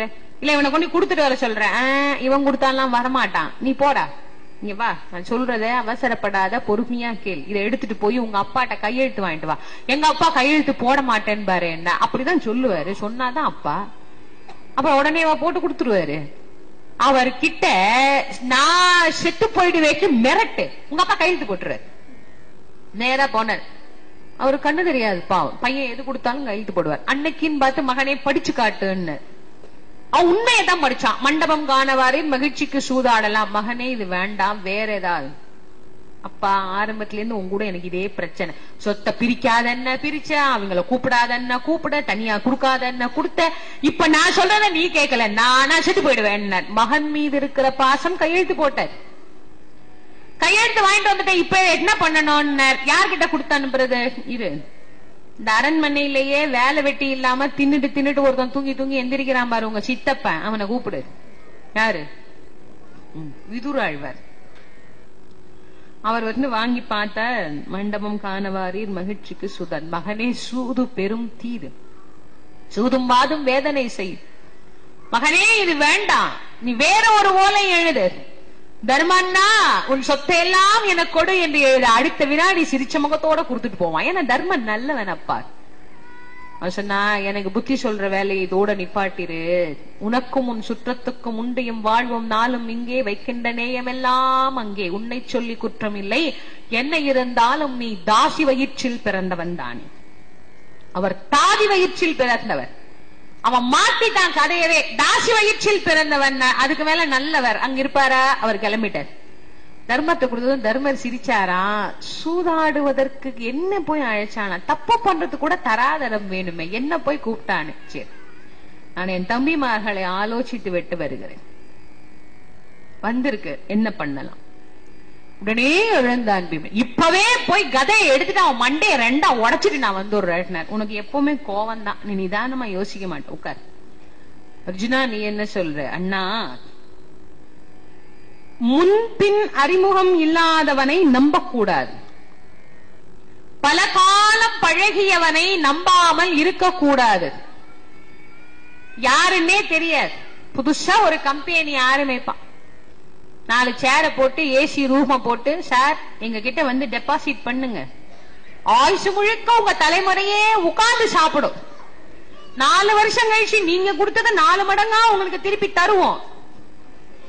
அவனை நம்பி 5 லட்சம் ரூபாய் டெபாசிட் பண்ணுவான். கூட 40 ஆண்டு காலமான நண்பர். பொண்ணுக்கு கல்யாணம் வச்சுட்டாரு. ஒரு 10,000 ரூபாய் கம்மியா இருந்தது. இப்ப ஒரு 10,000 ரூபாய் கம்மியா இருக்கு, நீ கொஞ்சம் கொடுத்து உதவி பண்ணேன், பென்ஷன் வந்ததும் நான் உனக்கு தந்துடுறேன், 2 மாசம் சேர்த்து நான் தந்துடுறேன்ப்பா, கல்யாண நேரம் எங்க என்னால பெரட்ட முடியல. சரி, நான் போன மாசம் கேட்டு கூடாதா, போன வாரம் வரைக்கும் கையில தான் வச்சிருந்தேன், அப்பதான் பொண்டாட்டி பேர்ல டெபாசிட் பண்ணிட்டு வந்தேன். சரி பரவாயில்ல விடப்பா, நான் வேற யார்ட்டையாவது கேட்டுக்கிறேன். போனதுக்கு அப்புறம் பொண்டாட்டி கேட்டா, ஏங்க என் பேர்ல டெபாசிட் பண்ணீங்க, உன் பேர்ல பண்ண நான் என்ன இழிச்சவா, என்ன உங்க ஃப்ரெண்டு கிட்ட சொன்னீங்க, அப்படிதான் சொல்லுவேன். அப்புறம் அவன்கிட்ட 10,000 கொடுத்துட்டு அவன் கொடுப்பானோ கொடுக்க மாட்டானோ, அவன் பின்னாடி என்னால அலைய முடியுமா? 40 ஆண்டு நண்பனை நம்பி 10,000 கொடுக்க மனசு வராதே, யாரு எவனே தெரியாதே, ஆனா அவனை நம்பி 10 லட்சம் போடுறதுக்கு கூட மனசு வரும். அன்னைக்குதான் அதையே வள்ளுவர் எழுதினார், தேரான் தெளிவும் தெளிந்தான் கண் ஐயுருவும் தீரா இடும்பை தரும். இன்னைக்கு வரைக்கும் இந்த குறளுக்கு உதாரணமான மக்கள் இந்த நாட்டில் இருக்காங்க. எவ்வளவு ஏமாத்தத்தை பார்த்துட்டோம். இன்னமும் ஜனங்க திருந்துறாங்களா? இல்ல. நேத்தி கூட ஏதோ ஒரு தகவல், விருதுநகர்ல யாரோ ஏமாத்தினாங்க, அங்க ஏமாத்தினாங்க, இங்க ஏமாத்தினாங்கன்னு. எல்லாத்துக்கும் காரணம் என்ன தெரியுமா? அதிகமான ஆசை. இப்படி வந்துடாதா, அப்படி வந்துடாதா, அதை வாங்கிட மாட்டோமா, இதை வாங்கிட மாட்டோமாங்கிற எண்ணம். அப்பவே சொல்லி இருக்காரு பாருங்க வள்ளுவர், முன்பின் அறிமுகம் இல்லாதவனை நம்பாதேன்னு. நான் அப்ப சொன்னேன்ல, யாரை நம்பாதீங்கன்னு, அதுவும் வள்ளுவர் சொல்லி இருக்காரு, நம்பாதே. நம்பி நம்பி நம்பி நம்பி கெடுவதை விட நம்பாமலே வாழ்வது உயர்ந்தது. துரியோதனனை நாம் ஆரம்பத்தில் இருந்து நம்பிட்டோம். அவனை பத்தி நமக்கு நல்லா தெரியும், இளமையிலிருந்து அவன் கூட பழகுறோம். மருந்துக்கு கூட அவனுக்கு நல்ல புத்திங்கிறது கிடையவே கிடையாதுன்னா, ஆகவே இதில் ஏதோ சூழ்ச்சி மறைந்திருக்கிறது, போகக்கூடாது. நகுலா, நீ என்ன சொல்ற? 2 அண்ணா சொன்னதையும் நான் ஆமோதிக்கிறேன். சகாதேவா, நீ என்ன சொல்ற? சகாதேவன் பெரிய ஞானி. சகாதேவன் கேட்டான், அண்ணா இந்த ஓலையை யார் எழுதியிருக்கான்னு பாத்தியா? துரியோதனன். ஏன்னா அது அவனுடைய சுய கையெழுத்து நல்லா தெரியும், சின்ன பிள்ளையில இருந்து ஒன்னா படிச்சவங்க தானே. இதிலே ராஜமுத்திரையிட்டு கையெழுத்து போட்டு இருக்கிறது யாரு? திருதராஷ்டிரர். கொண்டு வந்திருக்கிறது யாரு? விதுராழ்வார். யார்கிட்ட ஆலோசனை கேக்குறீங்க? சகாதேவன் உன்கிட்ட கேக்குறேன். சரி, ஓலையை எழுதிய அண்ணாவுக்காகவோ, கையெழுத்து போட்ட பெரியப்பாவுக்காகவோ, கொண்டு வந்த சித்தப்பாவுக்காகவோ, ஆலோசனை சொல்ற தம்பி எனக்காகவோ நாம் 5 பேர் அங்க போய் சூதாட போறது கிடையாது. வாசலில் விதி என்கின்ற தேர் காத்து கொண்டே நிற்கிறது, அது நம்மள தானா இழுத்துட்டு போய் அங்க விட்டுரும். இவ்வளவும் தெரிந்தும் பின்னும் ஏன் தர்மர் சூதாட போனாருன்னு தானே நினைக்கிறீங்க?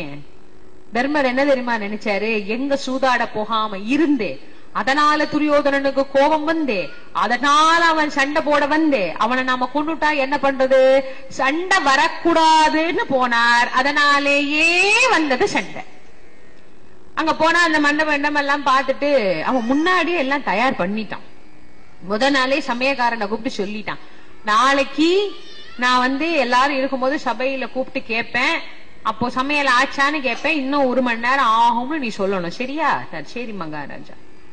எல்லாரும் உட்கார்ந்து இருக்காங்க, வேலை எல்லாம் முடிஞ்சிருச்சு, சாப்பிட வேண்டியதான் பாக்கி. பீமன் தான் ஆரம்பிச்சான், அண்ணா சாப்பிடலாமான்னு. அது அவன் டிபார்ட்மெண்ட் ஆச்சு. அண்ணா சாப்பிடலாமான்னார். உடனே துரியோதனன், நீரப்பா இப்பவே ஏதோ சமையல்காரனு கேட்ட. ஐயா சமையல்காரங்க பா, சாப்பாடு தயாராயிடுச்சா? மகாராஜா தயாராகி கொண்டே இருக்கிறது, இன்னும் 1 மணி நேரம் ஆகும். சொல்ல சொன்னதை சரியா சொன்னா இல்ல இன்னும் ஏதாவது சொல்லணுமான்னு? இல்ல நீ சொன்ன வரைக்கும் போதும் போ. ஏன்னா அவங்கிட்ட வேலை பாக்குறவன் அவ்வளவு புத்திசாலித்தனமா தானே இருப்பான். எல்லாம் போயாச்சு.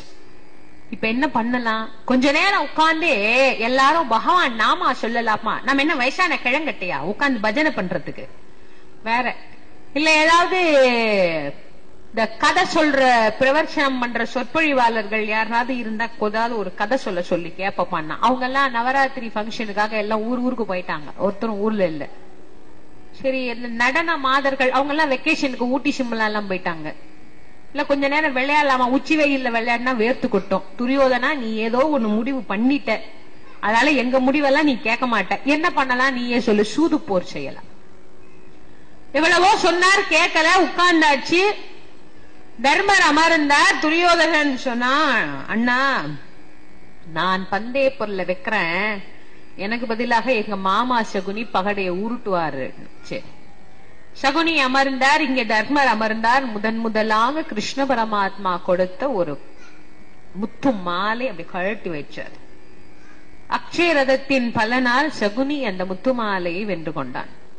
ஒன்னொன்னா போகுது. அந்த பக்கம் பாத்துக்கிட்டே உட்கார்ந்து இருக்கிறாங்க. கையில் இருந்த பொருள் அனைத்தும் போனது. நாட்டுல கஜாட்னாவில அரண்மனையில யானை சேனை குதிரை அத்தனையும் போச்சு. 100 பேரும் சிரிக்கிறார். சகுனி சொன்னா, முழுசா ஜெயிக்கலடா, இருங்கடா, இன்னும் கொஞ்ச நேரம் பாக்கி இருக்குது. நான் உன்னை பார்த்து ரொம்ப பரிதாபப்படுறேன் தர்மா. உனக்கு ஏதாவது உதவி செய்ய வேண்டும் என்று என் மனம் நினைக்கிறது. உன் தம்பிமார்களில் ஒருவனை வைத்த ஆடு நான் இழந்த பொருட்களை உனக்கு திருப்பி தருகிறேன். சகாதேவனை கொண்டு யோசிக்காம பந்தயமா வச்சார், இழந்துட்டார். நகுலனை வைத்து ஆடினார், இழந்தார். உடனே சகுனி சிரிச்சான். ஏமாமா சிரிக்கிறேன்னு? இல்ல, மாற்றாந்தாய் மைந்தர்கள் என்பதால் உடனடியாக வைத்து விட்டாயே. நான் தம்பிமார்கள் என்றுதானே கேட்டேன். நீ அர்ஜுனனையோ பீமனையோ சொல்லவில்லையே. உடன் பிறந்தவர்கள் மீது உனக்கு இன்னும் அத்தனை பாசமானா? எங்களுக்குள் இந்த பேதமையே கிடையாது. நாங்க 5 பேரு ஒண்ணுதான். வில்லுக்கு ஒரு விஜயன் என்ற சொல்லுக்கு இருக்கிற அர்ஜுனனை பந்தயமாக்குகிறேன். 10,000 பேர் எதிர்த்து நின்றாலும் ஒரே பானத்தால் பதில் சொல்லுகின்ற அர்ஜுனனை ஒரு பகடையில் இழந்தார். 8,000 யானை வலிமை உடைய பீமசேனனை இழந்தார். மதி இழந்த தர்மன் தன்னையும் வைத்து ஆடி இழந்தார். 100 பேரை ஆடுறாங்க. சகுனி சொன்னா, அடங்குங்கடா, இன்னும் ஜெயிக்கலடா. துரியோதன காது கிட்ட வந்து மெதுவா கேட்டா, மாமா இன்னும் வாங்கறதுக்கு என்ன மாமா இருக்குது? வரும்போது பொண்டாட்டின்னு ஒருத்தி கூட்டிட்டு வந்தான்ல, இப்ப தனியா தானே இருக்கா? ஆமா, திரௌபதி எல்லாருமே மறந்துட்டோம். எங்க அவ அந்த புறத்துல இருக்கா, அவ அங்கே இருக்கட்டும், இவன் இங்க இருக்கான்ல. இன்னும் ஒரு முறை ஆடு. உங்கள் அடிமை தலை யானை சேனை குதிரை நாடு அத்தனையும் திருப்பி தருகிறேன். வைத்த ஆடையிடம் என்ன இருக்கிறது மாமா? ஒன்றும் இல்லை. இருக்கு, உன் மனைவி பாஞ்சாலி இருக்கிறாளே, அவளை வைத்து ஆடினார். அக்னியிலே பிறந்த பதிவிரதையை கொண்டு போய் பந்தயமாக வைத்து இழந்தார் தர்மர். ஒரே மகிழ்ச்சி. 5 பேரும் குனிந்த தலை நிமிராம உட்கார்ந்து இருக்கிறாங்க. அடிமைகளுக்கு அந்த புறத்தில் என்ன வேலை? துரியோதனனுக்கு ஒரு தேர் ஓட்டி இருந்தான், பிராதிகாமின்னு அவனுக்கு பேர். பிராதிகாமி போய் அழைச்சிட்டு வாடினார். அவன் போய் சொன்னான். அந்த அம்மா ஒரு கேள்வி கேட்டா, மகாராஜா தன்னை தோற்ற பிறகு என்னை தோற்றாரா அல்லது என்னை தோற்ற பிறகு தன்னை தோற்றாரா? இது ஒரு சட்ட நுணுக்கமான கேள்வி. BABL படிச்ச வக்கீல் இல்ல, ஆனா வக்கீல் மாதிரி கேள்வி கேட்டா. தன்னை தோற்ற பிறகு என்னை தோற்பதற்கு உரிமை இல்லை. ஒரு பொருள் அடிமையாகிவிட்டால் அடிமையான ஒரு பொருள் இன்னொரு பொருளை அடிமை ஆக்குவதற்கு சூதாட்டத்தில் சட்டம் இல்லை. ஆனா ஆட்ட முறையே தப்பு. வீட்டை வித்ததுக்கு அப்புறம் எவனாவது போய் வாடகை வாங்க முடியுமா? அந்த மாதிரி இருக்கு. ஆட்ட முறையே தப்பு. இங்க என்னமோ எல்லாம் முறைப்படி நடந்தா மாதிரியும் இவ அதுல குறை கண்டுபிடிச்ச மாதிரியும் கண்டுபிடிச்சா. அங்க என்ன முறையாவா நடந்துகிட்டு இருக்குது எல்லாம்? இவன் வந்து சொன்னா, இது சரியா வராது, துச்சாதனா நீ போய் அவளை இழுத்துட்டு வா. ஓர் ஆடையோடு தனித்திருந்த பெண்ணை இழுத்து கொண்டு வந்து சபையில நிறுத்தினா. அவ அப்படி பாக்குறா, யாராவது நமக்கு பேசுவாங்களா? நேர போனா கங்காபுத்திரர் உட்கார்ந்து இருந்தார். தாத்தான்னு கூப்பிடல, குலத்தந்தையேன்னு கூப்பிடல, பீஷ்மரேன்னு கூப்பிடல, கங்காபுத்திரான்னு கூப்பிட்டார். பாரதியார் அழகா எழுதியிருப்பார். பாரதியாருடைய பாஞ்சாலி சபதம் இன்னைக்காவது வாய்ப்பு இருந்ததுன்னா அதெல்லாம் வாங்கி படிச்சு பாருங்க. என்ன அழகான தமிழ் தெரியுமா? அவ கூப்பிடுறாளா, கங்காபுத்திரா. ஏன் கங்காபுத்திரான்னு கூப்பிடுறா? தாத்தான்னு கூப்பிடணும், குலத்துக்கு தந்தையேன்னு கூப்பிடணும். கூப்பிடல. ஏன்? உங்க அம்மா யாரு?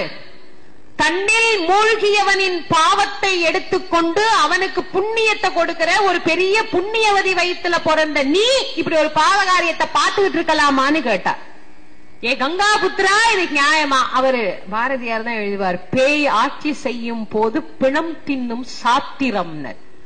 பேய் ராஜ்யத்துல உட்கார்ந்து இருந்தா வேதம் உட்கார்ந்து பிணம் தின்னுமா. அத்தனை கொடுமை கூட நடக்கும். இதெல்லாம் என்ன கொடுமைனார்? ஒருத்தரும் பேசல. அவன் பார்த்தா, அடிமைகளுக்கு மேலாடை இருக்கக்கூடாது, அகற்றுங்கள். ஆண்கள் ஈராடை உடையவர்கள் கழட்டி வச்சாச்சு அசால்ட்டா. அந்த அம்மா என்ன பண்ணுவா? அவன் துச்சாலனா அவன் துகில பிடிச்சு இழுனார். புடவையில கைய வச்சு இழுக்க ஆரம்பிக்கிறான். இழுக்கிறான் இழுக்கிறான், இழுத்துட்டே இருக்கிறான். இவ தன்னால முடிஞ்ச வரைக்கும் முயற்சித்து பார்த்தாள், முடியவில்லை. பாஞ்சாலி என்பவள் யார்?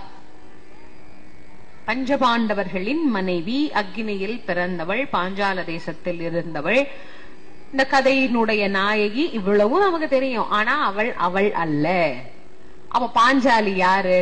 நம்முடைய ஆன்மாதான் பாஞ்சாலி. நம்ம மனசுதான். 5 பேர் நம்மளை காப்பாத்திட்டே இருக்கிறாங்க. பஞ்ச இந்திரியங்கள் நம்மளை காப்பாத்துது, பஞ்சபூதங்கள் நம்மளை காப்பாத்துது. ஆனா ஒரு காலத்துல பஞ்சபூதமும் நம்மை கைவிட்டு விடும். பாண்டவர்களை போல அதுவும் வாய்மூடிக்கொண்டு பேசாம இருக்கும். அப்ப யாரு உதவிக்கு வருவா? ஒருத்தரும் வரமாட்டா. தாய் இருந்து பயன் இல்லை, தந்தை இருந்து பயன் இல்லை, காசு இருந்து பயன் இல்லை. அருணகிரிநாதர் சொன்னார், அழகா சொன்னார், முருகா இந்த யமன்னு ஒருத்தன் வருவான் பாரு, அந்த யமன் வரும்போது எல்லாம் போயிடுமே முருகா. கற்ற கல்வியும் போய் பழகி நிற்கும் ஐவரும் கைவிட்டு மெய்விடும் போது உன் அடைக்கலமேன்னு. எல்லாம் கைவிட்டுரும். இப்ப யாரு உதவ மாட்டா. இப்ப அதே நிலைமை. அப்ப நம்ம மனசு நேர கடவுளை நினைக்குமானா நினைக்காது. டாக்டரை கூப்பிடு, அவரை கூப்பிடு, அங்க போனா நடக்குமா, இங்க போனா நடக்குமா? ஒன்னும் நடக்காது. இது கடைசி காலத்துலன்னு இல்ல, நடுவுல வர பிரச்சனைக்கு கூட எடுத்தது நேரா கடவுள்கிட்ட போவோமா? இங்க இவரை பாப்போம், அவரை பாப்போம். எல்லாத்துக்கும் மேல பெருசா ஒருத்தர் உட்கார்ந்து இருக்கிறாரு, அவரை பாப்போம்னு யாரும் பாக்குறது இல்ல. எங்கேயும் முடியலையா, கடைசியில கடவுள்கிட்ட போய் முட்டை. உனக்கு கண்ணு இருக்குதா, காது இருக்குதா? நான் பிரதோஷத்துக்கு வந்தனே, நான் ஏகாதசிக்கு விரதம் இருந்தேன். என்னமோ சாமி ஒரு பேனா பேப்பர் வச்சுக்கிட்டு பிரதோஷத்துக்கு வந்தா உங்க பேரெல்லாம் டிக்கடிச்சுக்கிட்டே உட்கார்ந்து இருக்காரு. நான் இனிமே உனக்கு கஷ்டம் கிடையாது, உனக்கு இனிமே. அவர் இந்த வேலைதான் பண்றாரா? அதுக்கு வந்தனே என்ன நீ பார்க்க மாட்டேங்கிறியே என்ன? இதுதான் வேலை. இததான் பாஞ்சாலி பண்ணா. முடிஞ்ச வரைக்கும் முயற்சித்தாள், முடியல. ஒரே சுத்துதான் இருக்குது புடவை. இழுத்துட்டானா மானம் போச்சு. அதுக்கப்புறம் உயிர் வாழ்ந்து பயன் இல்லை. என்ன பண்றது? இதுக்கு மேல வாழ்ந்தா வாழ்வோம், போனா போவோங்கிற நிலைமை வந்த பிறகு 2 கையையும் விட்டுட்டு கூப்பிட்டா, கோவிந்தான்னு கூப்பிட்டா. சுவாமியோட நாமத்துல எவ்வளவோ இருக்கு. ஏன் கோவிந்தான்னு கூப்பிட்டா தெரியுமா? கோவிந்தாங்கிற நாமாதான் இருக்கிறதுலேயே ரொம்ப சின்னது. வெறும் 3 எழுத்து தான். கோவிந்தா 4 எழுத்து இல்ல. 4 எழுத்தா 3 எழுத்தானே சந்தேகமா இருக்குது. நீங்க 3 எழுத்துங்கிறீங்க, எண்ணி பார்த்தா 4 எழுத்து இல்ல வருது.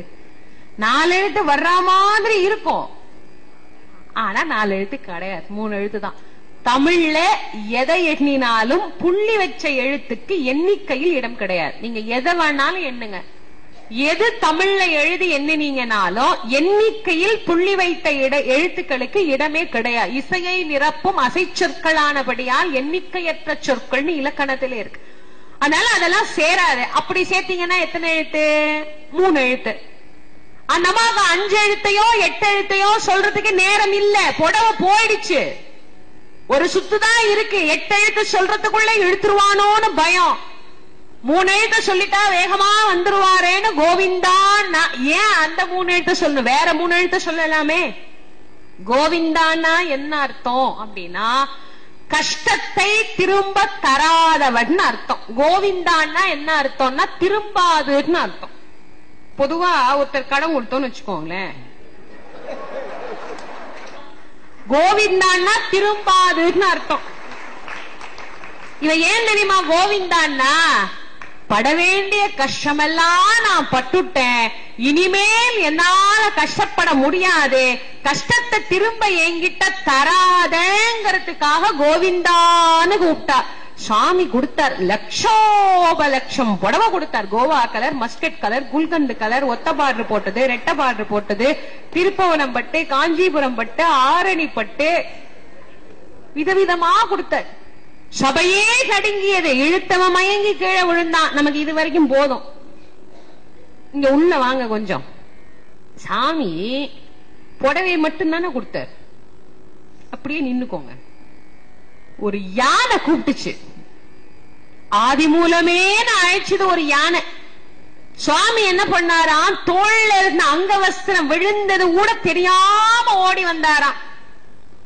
கஜேந்திரன் நியாயமா என்ன பண்ணணும்னா, மகாலட்சுமிய சேர்த்து கூப்பிடணும். இருக்கிற பொம்பளைங்கள்லயே ரொம்ப கௌரவம் பாக்குற பொம்பளை யாருன்னா மகாலட்சுமி தான். அவ்வளவு சீக்கிரம் வரமாட்டா. கூட பிறந்த தம்பி கொண்டாந்து பத்திரிகை வச்சான் கல்யாணத்துக்கு. அண்ணா கல்யாணத்துக்கு வந்துடும், எல்லாத்தையும் நல்ல சௌகரியமா நடத்தி கொடுத்துட்டு நீதான் முன்னாடி நின்னு எல்லாம் பண்ணணும், பேசி ஈசிட்டு போயாச்சு. கல்யாண நாள் இவ கிளம்பவே இல்ல. அவர் குளிச்சு குளிச்சுட்டு வராரு, உட்கார்ந்துருக்கா. ட்ரெஸ் மாத்திட்டு வரா, உட்காந்து. இன்னைக்கு என் தம்பிக்கு கல்யாணம்ல நீ கிளம்பாம உட்கார்ந்துருக்க. கிளம்புங்க கிளம்புங்களா, நீனே போயிட்டு வாங்க. என்ன இப்படி சொல்ற, நீ வரலையாட்டினார். உங்க தம்பி என்ன சொன்னாரு? அண்ணா கல்யாணத்துக்கு வந்துரு, நல்லா நடத்தி கொடு, அதை செய்யி. பக்கத்துல தானே நாங்க குத்துக்கல்லு மாதிரி உட்கார்ந்து இருக்கோம். எங்களை இப்படி திரும்பி பார்த்து அண்ணி நீங்க வாங்கன்னு சொன்னா என்ன ஒரு வாய்முத்து உதிர்ந்துருமோ? கூப்பிடாதவன் கல்யாணத்துக்குள்ள நான் என்னத்துக்கு வரணும்பா. இவளுக்கே இவ்வளவு திமிரு இருந்தா அவன் மகாலட்சுமி, அந்த அம்மாவுக்கு எவ்வளவு திமிரு இருக்கும் யோசிச்சு பாருங்க. கூப்பிடாம வரமாட்டா. அவ சாதாரணமான ஆளா அந்த அம்மா, கூப்பிட்டாரே வரமாட்டா, அது வேற விஷயம். கூப்பிடாமலா ஒரு இடத்துக்கு வந்துட போறா, வரமாட்டா. இந்த யானை காப்பாத்துறதுக்கு தேவிய கூப்பிடணும், சம்காரம் பண்றதுக்கு சுவாமிய கூப்பிடணும், அனுகிரகத்துக்கு அம்பாள் வேணும். அம்பாள் இல்லைன்னா வேலையே ஆகாது. இது பாவம், காலில் இருக்கிற வேதனையில அவசரத்துல சாமியை மட்டும் கூப்பிட்டுச்சு, அம்பால விட்டுருச்சு. சுவாமி பார்த்தார், நம்ம போய் வான்னு கூப்பிட்டா இவ என்ன கேப்பா, யானைக்கு நீங்க என்ன ரெக்கமெண்டேஷன் அன்பா, இவகையில எப்படி கூப்பிடுறது, இப்ப இவ இல்லாம போக முடியாது, என்ன பண்றதுன்னு யோசிச்சார். இவ யோசிக்கிறா, இந்த அம்மா ஐயோ யானையும் கூப்பிட மாட்டேங்குது, இந்த மனுஷனும் கூப்பிட மாட்டேங்கிறாரு, யானை கூப்பிடுமா இவர் கூப்பிடுமா. அந்த அம்மா தவிக்கிறாளா, கஜேந்திர மோட்சத்தை நம்ம பாக்கணுமே, நமக்கு இடம் கிடைக்காம போயிடுமோ. யானையும் கூப்பிட மாட்டேன், யானைக்கு தான் அறிவில்லை, இந்த மனுஷனாவது கூப்பிடலாம், இவருக்கு அவன் நினைச்சிட்டு உட்கார்ந்துருக்கா. சாமி பார்த்தாரு, என்ன பண்ணலான்னு யோசிச்சாரு. போகும்போது பீதாம்பரத்தை அப்படி உடுற மாதிரி விட்டாரா. என்னமோ இந்த பட்டு பீதாம்பரம் இல்லன்னா அங்க கஜேந்திர மோட்சம் நடக்காத மாதிரி அந்த அம்மா அதை தூக்கிட்டு ஓடி வர. கொஞ்ச நேரம் கழிச்சு சாமி விட்டுட்டு போறீங்களேன்னு வந்து ரெண்டு பேருமா சேர்ந்து யானையை காப்பாத்தினாங்களா ஆச்சு. ஒரு குழந்தை கூப்பிட்டது, பிரகலாதன்னு ஒரு 5 வயசு குழந்தை சுவாமியை கூப்பிட்டதுக்கு தூணை பிளந்து ஆக்ரோஷமா வந்து நரசிம்மமூர்த்தியா வெளிப்பட்டார். காப்பாத்தினாரா? உடன் பிறந்த தங்கை ஒரு முறையில் இவள் மானத்தையே அவள் காத்தவள், அக்னியில பிறந்தவள், பஞ்சபாண்டவரின் மனைவி, முக்கியமா கதையினுடைய கதாநாயகி. இவ்வளோ சிறப்புடைய பாஞ்சாலி கூப்பிட்டப்ப சாமி நேரால வரணும். ஒரு யானையை விட கேவலமா போயிட்டாளா பாஞ்சாலி? ஒரு யானைக்கு வர தெரிஞ்சதே நேரா, ஏன் பாஞ்சாலிக்கு சாமி வரலையா? உங்களுக்கு இந்த சந்தேகம் வந்திருக்கும் நினைக்கிறேன். வந்திருக்கும். இந்த சந்தேகம் யாருக்கு வந்ததா? சுவாமிக்கு தேர் ஓட்டிய ரதசாரதியாகிய உத்தவனுக்கு வந்தது. கடைசியா உத்தவன் கேட்டான். அதுக்கு பகவான் கேக்குறாரு, உத்தவா நான் ஒரு இடத்துக்கு எப்ப போவேன்? என்னை யாரு கூப்பிடுறாங்களோ அப்ப போவேன். சபையில யார் கூப்பிட்டா? எல்லாம் முடிஞ்சதுக்கு அப்புறம் கடைசியில பாஞ்சாலி கூப்பிட்டா. சூதாட உட்கார்ந்த உடனே அந்த பக்கம் உட்கார்ந்து இருந்தவன் என்ன சொன்னான்? நான் பந்தய பொருளை வைக்கிறேன், எனக்கு பதிலாக எங்கள் மாமா சகுனி பகடையை உருட்டுவான் என்று துரியோதனன் சொன்னானே. ஆமா, அப்ப தர்மன் என்ன சொல்லி இருக்கணும்? நான் பந்தய பொருளை வைக்கிறேன், எனக்கு பதிலாக எங்கள் கண்ணன் வந்து பகடையை உருட்டுவான் என்று ஒரு வார்த்தை சொல்லி இருப்பானே, ஆனால் அந்த சகுனி ஜெயிச்சிருப்பானான்னு கேட்டார். இப்ப நமக்கு ஒரு சந்தேகம், சூதாடுறது பாவம், அத கண்ணன் பண்ணுவாரா? பண்ண மாட்டார். அப்புறம் எப்படி சொல்லலாம்? அவர் சூதாட வர வேண்டாங்க, அந்த இடத்துக்கே சுவாமி வர வேண்டாம், அவர் தர்மர் உட்கார்ந்த இடத்திலிருந்து கிருஷ்ணா எனக்கு வெற்றியை கொடு என்று ஒரு வினாடி பிரார்த்தித்திருப்பாரே, ஆனால் தர்மர் ஜெயிச்சிருப்பார். அந்த அரை வினாடி மறந்துட்டாங்க, எல்லாரும் மறந்தாங்க. தர்மர் மறந்தார், பீமன் மறந்தார், அர்ஜுனன், நகுலன், சகாதேவன், யாருமே தனக்கு வெற்றியை கொடுன்னு கிருஷ்ணரை கேட்கவே இல்லை.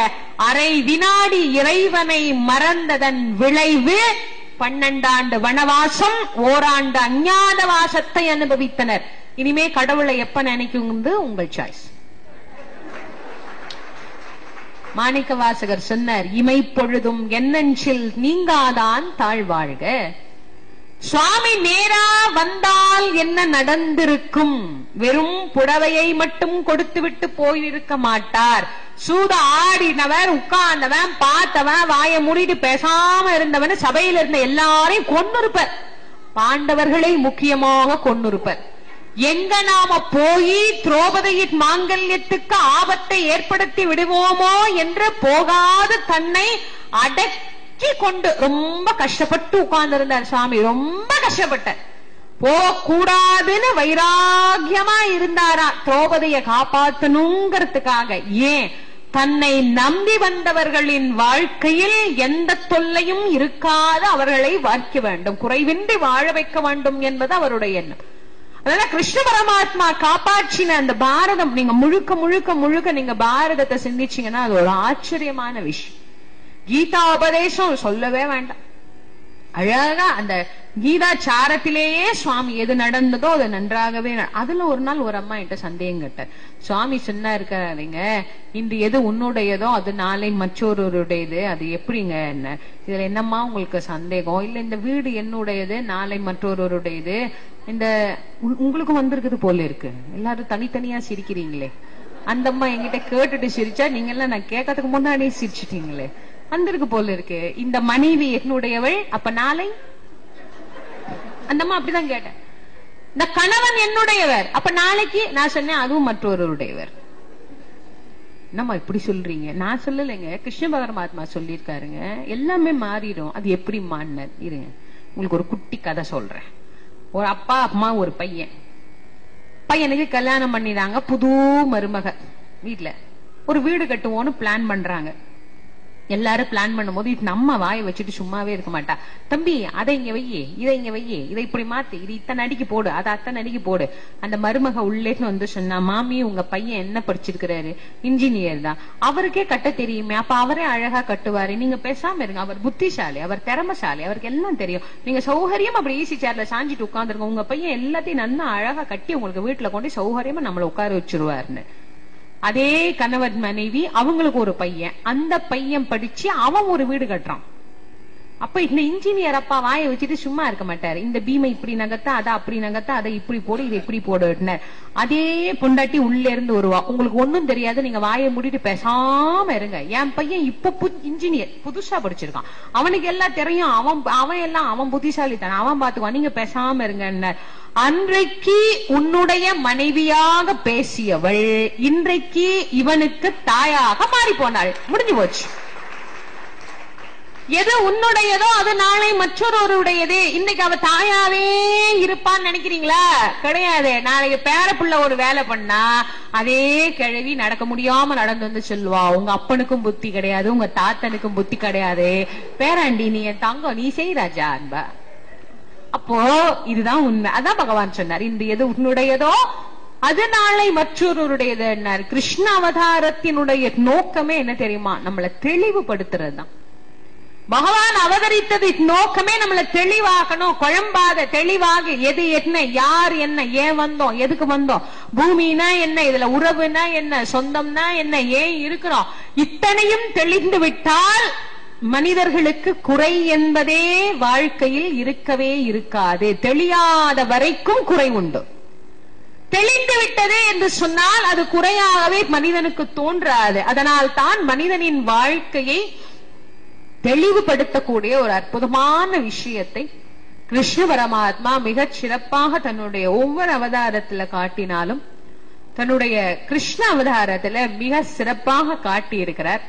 அந்த குறையில்லாத நிறைவான வாழ்க்கையை நாம் எல்லோரும் பெறுவதற்கு அந்த கண்ணன் நமக்கு துணை புரிய வேண்டும் எனது நல்ல நேரத்தில் இறைவனை உள்ளன்போடு பிரார்த்தனை செய்து கொண்டு ஒரு 2 நிமிஷம், நான் என்ன முடிக்கல, நிறைய பேர் பின்னாடி போக ஆரம்பிச்சாச்சு. எப்பவுமே நமக்கு யானை வாங்குறதுக்கு பொறுமை இருக்கும், அங்குசம் வாங்குறதுக்கு பொறுமை இருக்காதுன்னு அந்த மாதிரி கதை தான் நம்ம கதை. 2 மணி நேரம் கதை கேட்போம், கடைசி 2 நிமிஷம் இருக்க மாட்டோம்.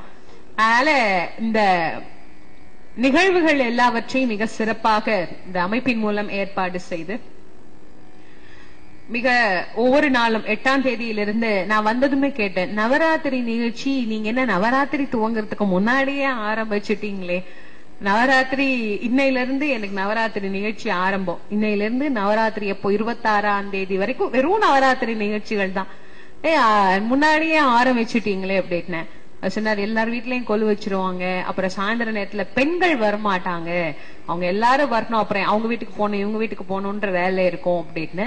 அதனால அவர்கள் எதிர்பார்த்தது போலவே மிக சிறப்பாக நீங்கள் எல்லோரும் வந்து கேட்டு மகிழ்வது ரொம்ப சந்தோஷமான ஒரு விஷயம். அடியேக்கு ஒரு 2 நூல் எழுதியிருக்கிறேன். இந்து தர்மம் என்ன சொல்கிறது அப்படிங்கிற ஒரு நூலும் 100 ஆண்டுகள் இன்ப சுற்றுலா. ஏன்னா நம்ம வாழ்க்கையை சுத்தி பாக்குறதுக்காக சந்தோஷமா வந்தோம், நம்முடைய தர்மம் என்ன சொல்கிறதுங்கிறத நம்ம தெரிஞ்சுக்கணும். அதனால நிறைய விஷயங்கள் எல்லாம் நோய் நீங்குவதற்குண்டான பதிகங்கள், நீண்ட நாள் திருமணமாகாதவர்களுக்கு திருமண தடை நீங்க அருணகிரியார் அருளி ஒரு திருப்புகழ், குழந்தை இல்லாதவர்களுக்கு குழந்தை பேரு கிடைப்பதற்கான தேவார பதிகம். இந்த மாதிரி நம்ம உண்ணுகிற உணவுல என்ன இருக்கு, காய்கறிகள் என்ன, கீரைகள் என்ன, அந்த மாதிரி நம்ம பழங்கள்ல எல்லாம் என்ன இருக்கு, இந்த மாதிரி நிறைய விஷயங்கள், நாயன்மார்களை பற்றி ஆழ்வார்களை பற்றி இந்த மாதிரி நிறைய விஷயங்கள் எல்லாம் எளிமையாக அந்த 2 நூல்லையுமே எழுதியிருக்கிறேன். 2 நூலினுடைய விலை 100 ரூபாய். ஒரு 12 வகையான வீடியோ CD இருக்கு. நிறைய பேர் இந்த தொலைக்காட்சியிலேயே பாக்குறவங்களுக்கு எல்லாம் ஒரு ஆசை, அதுல நிறைய நேரம் பேச மாட்டேங்கிறீங்களே, கொஞ்ச நேரம் தான் பேசுறீங்க, அதனால அது நிறைய பேச்சு கேட்கணும்னு ஆசைப்படுறவங்களுக்காக அது ஒவ்வொரு வகையான தலைப்பு, மீனாட்சி கல்யாணம், ராமனுடைய அவதாரம், கிருஷ்ணன், கண்ணனுடைய கருணை, மாருதியினுடைய மகிமை, இந்த மாதிரி ஒரு 12 தலைப்புகள்ல வீடியோ CD இருக்கு. 2 CD-னுடைய விலை 150 ரூபாய். தேவையான மெய்யன்பர்கள் இந்த நிகழ்ச்சி நிறைவு பெற்ற உடனே எங்க மேடையிலே என்னுடைய சகோதரர் விற்பனை செய்வார். மெய்யன்பர்கள் பெற்று பயன்பெறுமாறு அன்புடன் வேண்டிக் கொண்டு, இந்த சிறப்பான நம்முடைய சென்னை மாநகரிலே அற்புதமான ஊர், நல்ல நகரம், ஒரு காலத்தில் எனக்கு பிடிக்காத ஊர்களில் தலையாய இடம் இந்த தலைநகரம். எனக்கு ஊரிலேயே பிடிக்காத ஊர் எதுன்னா சென்னை தான்.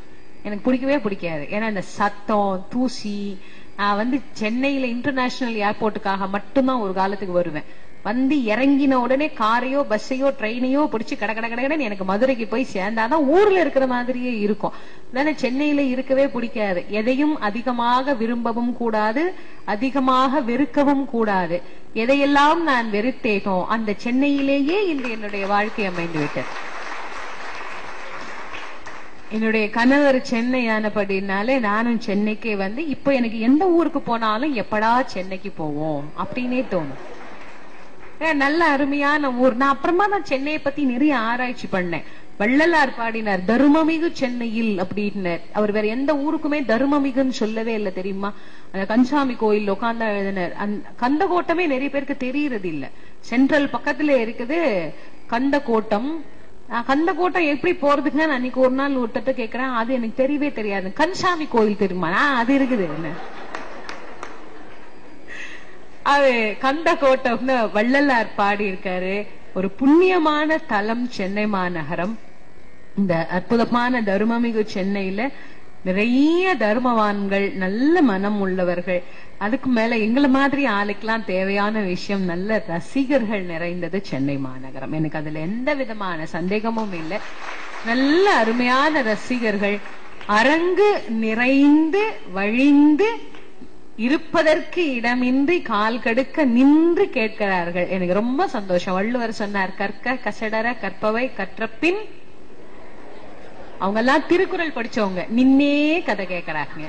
அதனால கால் கடுக்க நின்னு ஆன்மீகம்லாம் கேட்க மாட்டாங்க அப்படின்னு சொல்றவங்களை எல்லாம் கூட்டிட்டு காட்டணும். பேசுற மாதிரி பேசுனா கேட்கறவங்க கண்டிப்பா கேட்பாங்க. ஆன்மீகம்னா எல்லாரும் பயப்படுறாங்க. ஐயோ ஆன்மீகம்னா ரொம்ப மாதிரி அறுத்து தள்ளிடுவாங்களே என்ன. ஆனா அதுதான் பேசுகிற விதம்னு ஒண்ணு இருக்கு, அதை ரசிக்கிற தன்மைன்னு ஒண்ணு. நீங்க பாட்டுக்கு பேசுங்க, நான் பாட்டுக்கு இருந்தா இப்படியே எனக்கு புரியாது. உங்களுக்கு எல்லாம் தமிழ் தெரியுமா தெரியாதா, இல்ல காது கேட்குமா கேட்காதானே அப்புறம் எனக்கு கொஞ்ச நேரத்துல சந்தேகம் வந்துடும். ஆனா நல்ல அருமையான ரசனை, விஷயங்களை சொல்லுகிற போது அதை ஏற்றுக்கொள்வதற்கு ஒரு தனி திறன் வேண்டும். மழை எல்லோருக்கும் பொதுவாகத்தான் பெய்கிறது. அண்டாவில விழுந்தா அண்டா தண்ணி, சாக்கடையில விழுந்தா சாக்கடை தண்ணி, கடல்ல விழுந்தா கடல் தண்ணீர், ஆற்றில் விழுந்தால் ஆற்று தண்ணீர், கங்கையில் விழுந்தார் புனித நீர், சிப்பியின் வாய்க்குள்ளே விழுந்தால் அதுவே முத்து. ஒரே பொருள் விழுகின்ற இடத்தை பொறுத்து அதனுடைய விஷயங்கள் மாறும். ஒரே பேச்சாளர்கள், கேட்கின்றவர்களை பொறுத்தே அவர்களுடைய பேச்சுக்கள் அமையும் என்பதுதான் உண்மை.